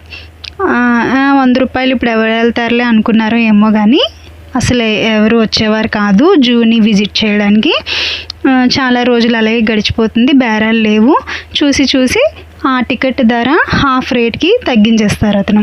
అంటే ఇప్పుడు 50 రూపాయలు మాత్రమే టికెట్ ధర అని పెడతారు. అయినా కూడా ఎన్ని రోజులు గడిచినా జనాలు అనేది అసలు రారనమాట ఎవరు. సరే ఇలా కాదని చెప్పి ఇప్పుడు టికెట్ ధర కేవలం 10 రూపాయలు మాత్రమే అని బాగా తగ్గించేసి తక్కువ ధరకి టికెట్ని ప్రైస్ చేస్తారు. అయినా సరే ఎన్ని నెలలు గడుస్తాయి కానీ ఆ జూకి అస్సలు గిరాకీ అనేది ఉండదు. ఎవ్వరు ఆ జూని విజిట్ చేయడానికి కూడా రారు. ఇదంతా గమనించి ఇంక 10 రూపాయల కోసం మాత్రం ఎందుకులే అని చెప్పి ప్రవేశం ఉచితం అని చెప్పి ఫ్రీ ఎంట్రీ బోర్డు పెట్టేస్తారు. ఇంకా అసలు టికెట్ కాస్ట్ ఏమీ లేదనమాట, ఫ్రీ విజిటింగ్. ఇంకా ఫ్రీ అని బోర్డు పెట్టగానే జనాలు ఉచితంగా వస్తే ఏది వదలరు కదా, విపరీతంగా జనాభా వచ్చేసి జూ మొత్తం జనాలతో నిండిపోయింది. ఇప్పుడు ఆ తెలివైన యజమాని ఏం చేశాడంటే జూకి ఇటువైపు అటువైపు గేట్స్ మొత్తం క్లోజ్ చేసేసి జనాలు ఎవ్వరూ బయటికి వెళ్ళనివ్వకుండా చేసి సింహాలన్నింటినీ బోన్లో నుంచి వదిలేసి ఇప్పుడు మీరు బయటికి వెళ్ళాలనుకుంటే టికెట్ ధర అవుటింగ్ గేటు ఓపెన్ చేయడానికి 500 రూపాయలు పే చేయాలి అని చెప్పి అడిగాడంట. ఇది ఒక బిజినెస్ సూత్రం. ఈ రోజుల్లోని ఏదైనా సరే ఉచితంగా వస్తుంది అంటే అస్సలు నమ్మడానికి వీలు లేదు. ఉచితంగా వచ్చింది అంటే మాత్రం దాని వెనకాతల మనమే ఒక వస్తువు అయిపోయాము అని అర్థం చేసుకోవాలి. రోజుల్లోని ఏది కూడా ఉచితంగా రాదు, ఇది కఠిన నిజం. మన వాళ్ళైనా మన ఇంట్లో వాళ్ళైనా ప్రేమించిన వాళ్ళైనా ఎవరైనా సరే ఆఖరికి మన చేతుల మీదుగా ఇది వరకు సహాయం పొందిన వ్యక్తులైనా సరే మనకి ఉచితంగా ఏదైనా ఇస్తున్నారు అంటే ఖచ్చితంగా వాళ్ళని అనుమానించి తీరాల్సిందే. లేదు అంటే అక్కడ మనమే ఒక ధరకి అమ్ముడుపోవాల్సి వస్తుంది. ఈ విషయంలోని లైఫ్లో ఎప్పుడు కూడా కొంచెం ముందు జాగ్రత్తతో మనం ఉండాలి తప్పకుండా. సో ఎవరిని కూడా ఎంతవరకు నమ్మాలో అంతవరకు నమ్మాలి. నమ్మకానికైనా సరే ఒకరికి మన లైఫ్లోని చనువు ఇవ్వాలన్నా సరే దేనికైనా సరే కొన్ని లిమిట్స్ అనేవి పాటించాలి. మనం ఆఖరికి మన అమ్మా నాన్నల మీదైనా సరే ఎంతవరకు డిపెండ్ అవ్వాలో అంతవరకు మాత్రమే డిపెండ్ అవ్వాలి. ఎవరైనా మన దగ్గర ఇది ఉంది ఇది లేదు, మనం ఇది సాధించాము ఇది సాధించలేకపోయాము అని మనల్ని పాయింట్అవుట్ చేస్తున్నారు అంటే అలాంటి వ్యక్తులకి అక్కడే చెక్ పెట్టాలి. మనల్ని ఎప్పుడూ కూడా మనమే పాయింట్అవుట్ చేసుకోవాలి. మనమే పాయింట్అవుట్ చేసుకోవడం ఏంటి అంటే ఇంకొకరికి మనల్ని వేలెత్తి చూపించే అధికారం ఇవ్వకముందే మనలోని లోపాలేంటి, మనం ఏం సాధించాం ఏం సాధించలేకపోయాం అనేది మనల్ని మనమే ఒకసారి వెరిఫై చేసుకోవాలి. మనం ఏది చదవకుండా ఒక ఎగ్జామ్కి వెళ్ళి రాసామనుకోండి ఖచ్చితంగా ఎగ్జామ్ ఫెయిల్ అయిపోతాం. అలాగే ఏ విద్యలు నేర్చుకోకుండా యుద్ధంలో పార్టిసిపేట్ చేసామనుకోండి ఖచ్చితంగా ఆ యుద్ధాన్ని మనం ఓడిపోతాము. ఎలా అయితే మనకి ప్రాక్టీస్ ఒక ప్లాన్ అనేది లేకుండా ఎందులోనైనా మనం ఇన్వాల్వ్ అయ్యామంటే ఖచ్చితంగా మనం ఫెయిల్ అయిపోతాం. అందుకనే మీరు ఏం చేసినా సరే అది చిన్న విషయమైనా పర్వాలేదు, ఒక క్యాజువల్ థింగ్ అయినా పర్వాలేదు, ప్రతి దానికి కూడా ఒక ప్లాన్ అనేది ఉండాలి. ఒక టు డూ లిస్ట్ లాగా అనమాట. ఈరోజు నేను ఏం చేయాలి ఏం చేయకూడదు. లేదంటే మీరు ఒక గోల్ని సాధించాలి అంటున్నారు, దానికి కూడా కొన్ని స్టెప్స్ని మీరు రాసుకొని ఆ లక్ష్యాల్ని ఒకటి ఛేదించుకుంటూ వెళ్ళాలి. ఇలాంటి ఒక ప్లాన్ ఎల్లప్పుడూ కూడా మీరు ఫాలో అవ్వాలి. చిన్న విషయానికి కూడా అలా చేసినప్పుడు ఇది మీకు అలవాటు అవుతుంది. ఎప్పుడు కూడా మీ ఆలోచనకు తగ్గట్టే మీకు ఫలితం అనేది దక్కుతుంది. మీ ఆలోచన ఎంత గొప్పగా ఉంటే అంత గొప్ప ఫలితాలు మీరు సాధిస్తారు. మీ ఆలోచన ఎంత తక్కువగా ఉంటే అన్ని తక్కువ ఫలితాలు మీరు సాధిస్తారు. ఎగ్జాంపుల్, మీరు ఒక 1000 రూపాయల సంపాదనకి తగ్గట్టుగా ఆలోచన చేశారనుకోండి, 1000 రూపాయలు మాత్రమే సంపాదించగలుగుతారు. కానీ మీకు కొన్ని కోట్లు సంపాదన కావాలనుకోండి, అప్పుడు మీరు కోట్లు సంపాదించే ఆలోచనలు చేయాల్సి వస్తుంది. మీ 1000 రూపాయలు బుర్ర ఆలోచించిన ఐడియా అనేది కోట్లు సంపాదించడానికి సరిపోదు కదా, అది కోట్లు తెచ్చిపెట్టలేదు. కోట్లు సంపాదించాలంటే మీ ఆలోచన కోట్లు సంపాదించడానికి దారి చూపించే విధంగా ఉండాలి. సో మీ మీ నాలెడ్జ్ కూడా ఏ విధంగా ఉంటుంది, మీ ఐడియాస్ ఏ విధంగా ఉంటున్నాయి, అవి ఎక్కువ లాభాలు తీసుకొచ్చే విధంగా ఉంటున్నాయా, తక్కువ లాభాలతో ఆగిపోయేలా ఉంటున్నాయా, ఒక్కసారి మిమ్మల్ని మీరు చెక్ చేసుకోవాలి. మీ ఐడియాస్ని మీరు ఎప్పటికప్పుడు క్యాలిక్యులేట్ చేసుకోగలిగితేనే మీకు వచ్చే ప్రాఫిట్స్ కూడా అదే విధంగా ఉంటాయి. మీ మైండ్ ఎప్పుడూ కూడా ఒక డస్ట్బిన్ లాగా ఉండకూడదు. ఎక్కడికైనా వెళ్ళాలన్నా, ఏ పనైనా చేయాలన్నా సరే చాలా హడావిడి పడిపోతూ కంగారుగా అలా టెన్షన్గా మీ పనులని ప్లాన్ చేసుకోకూడదు. ఒక ప్లాన్ ప్రకారం ఫాలో అయ్యే వ్యక్తి ఎప్పుడు కూడా చాలా కూల్ మైండ్ సెట్తో ఉంటాడు. తన ప్లాన్స్ అన్నింటినీ కూడా ముందుగానే ప్రిపేర్ చేసుకొని ఉంటాడు. అందుకనే తను ఎలాంటి సిచ్యువేషన్ అయినా చాలా కూల్గా హ్యాండిల్ చేయగలుగుతాడు. మీరు కూడా అదే విధంగా మీ ప్లాన్స్ అన్నింటినీ ముందుగానే ప్రిపేర్ చేసుకోవడం అలవాటు చేసుకోవాలి.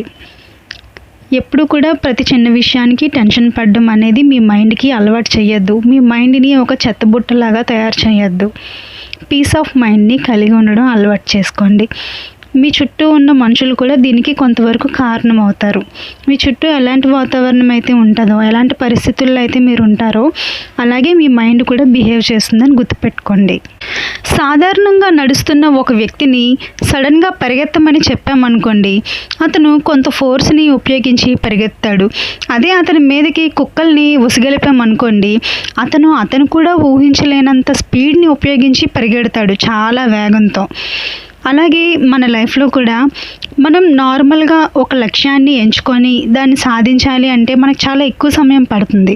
అలా కాకుండా ఆల్రెడీ ఆ లక్ష్యాన్ని సాధించి మనకంటే గొప్ప స్థానంలో ఉన్న వ్యక్తులతో మనం పోటీ పడ్డాం అనుకోండి, మనం అనుకున్న సమయం కన్నా ఇంకా తక్కువ సమయంలోనే ఆ లక్ష్యాన్ని ఛేదించగలుగుతాం.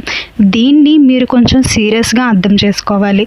ఇది చాలా లోతైన టాపిక్. అలాగే ఈ టాపిక్ని ఒక సవాల్గా తీసుకోవడానికి చాలా గట్స్ కావాలి.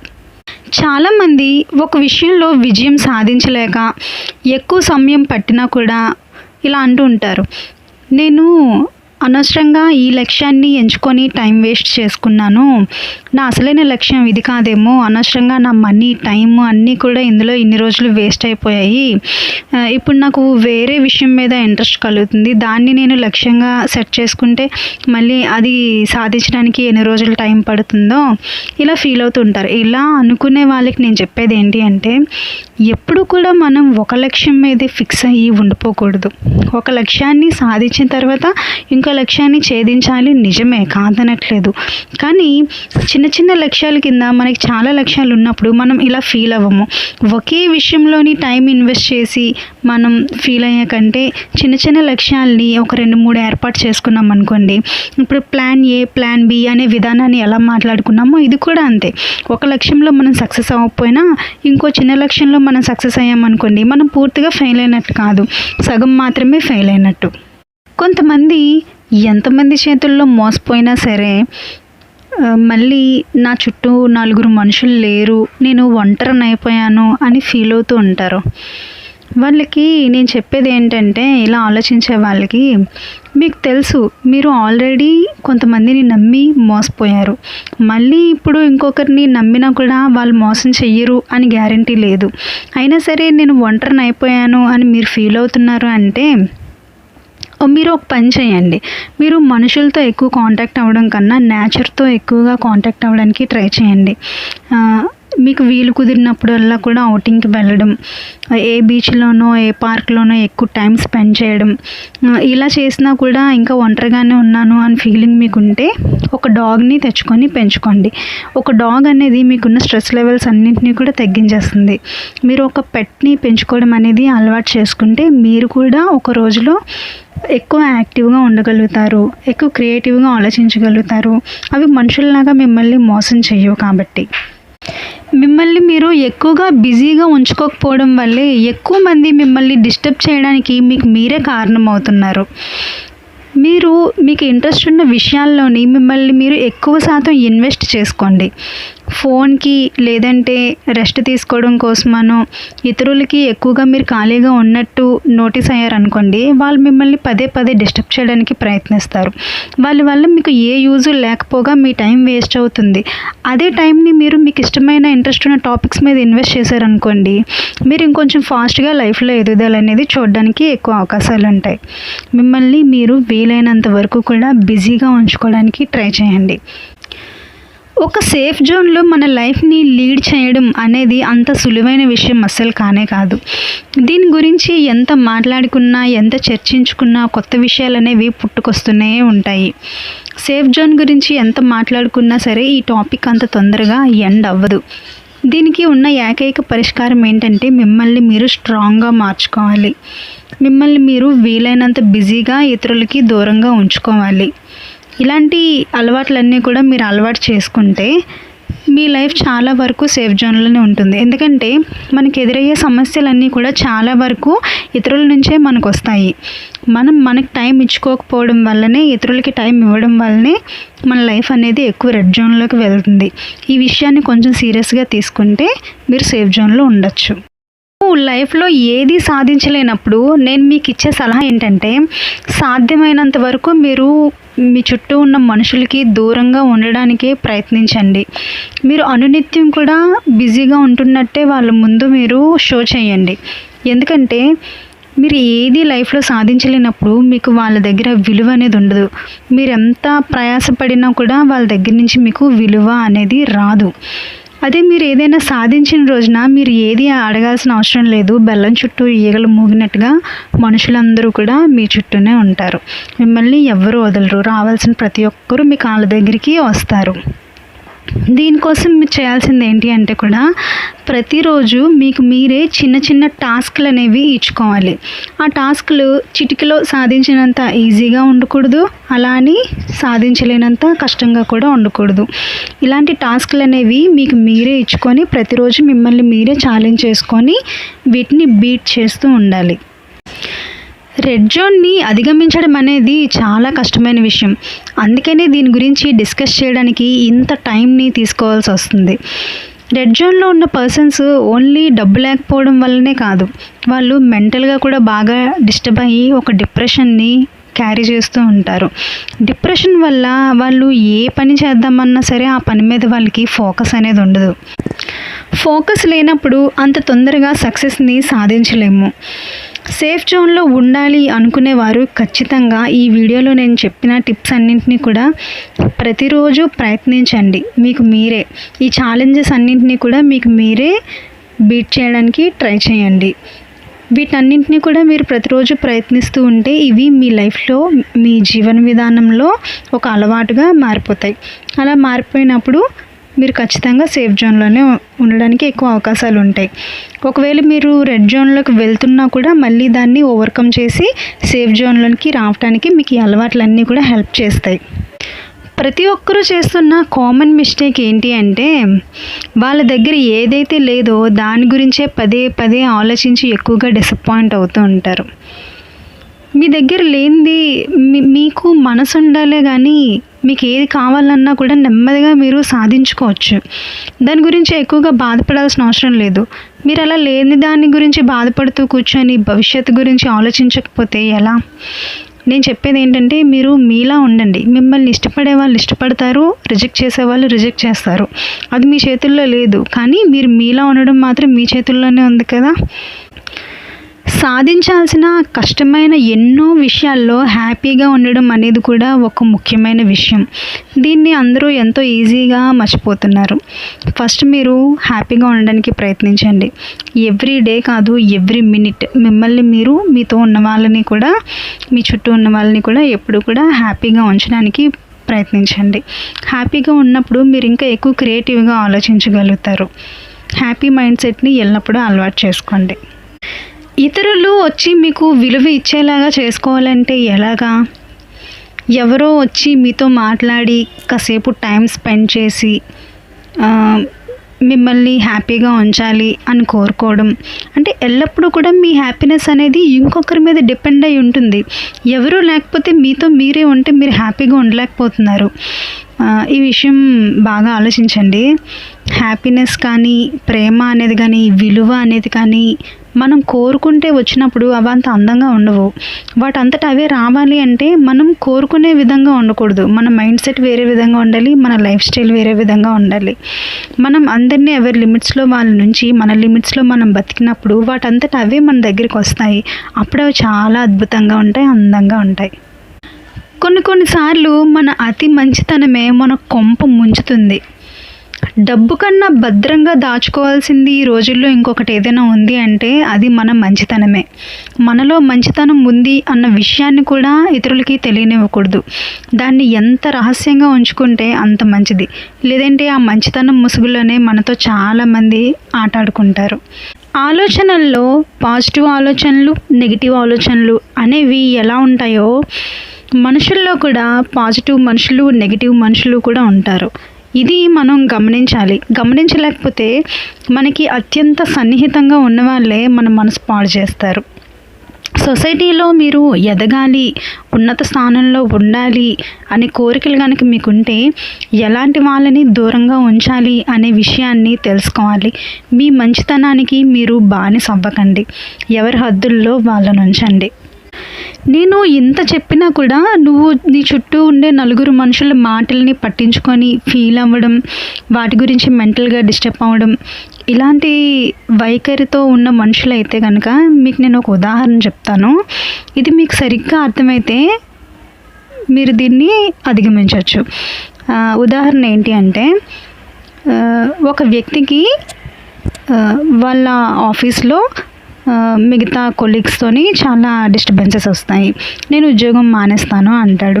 అప్పుడు ఆ యజమాని అంటారు, ఒక గ్లాస్ నిండా నీళ్ళు ఇచ్చి నువ్వు ఈ గ్లాస్లో నుంచి వాటర్ ఒక్క చుక్క కూడా బయటపడకుండా మొత్తం ఆఫీస్ చుట్టూ ఒక రౌండ్ వేసి తిరిగిరా అని చెప్తారు.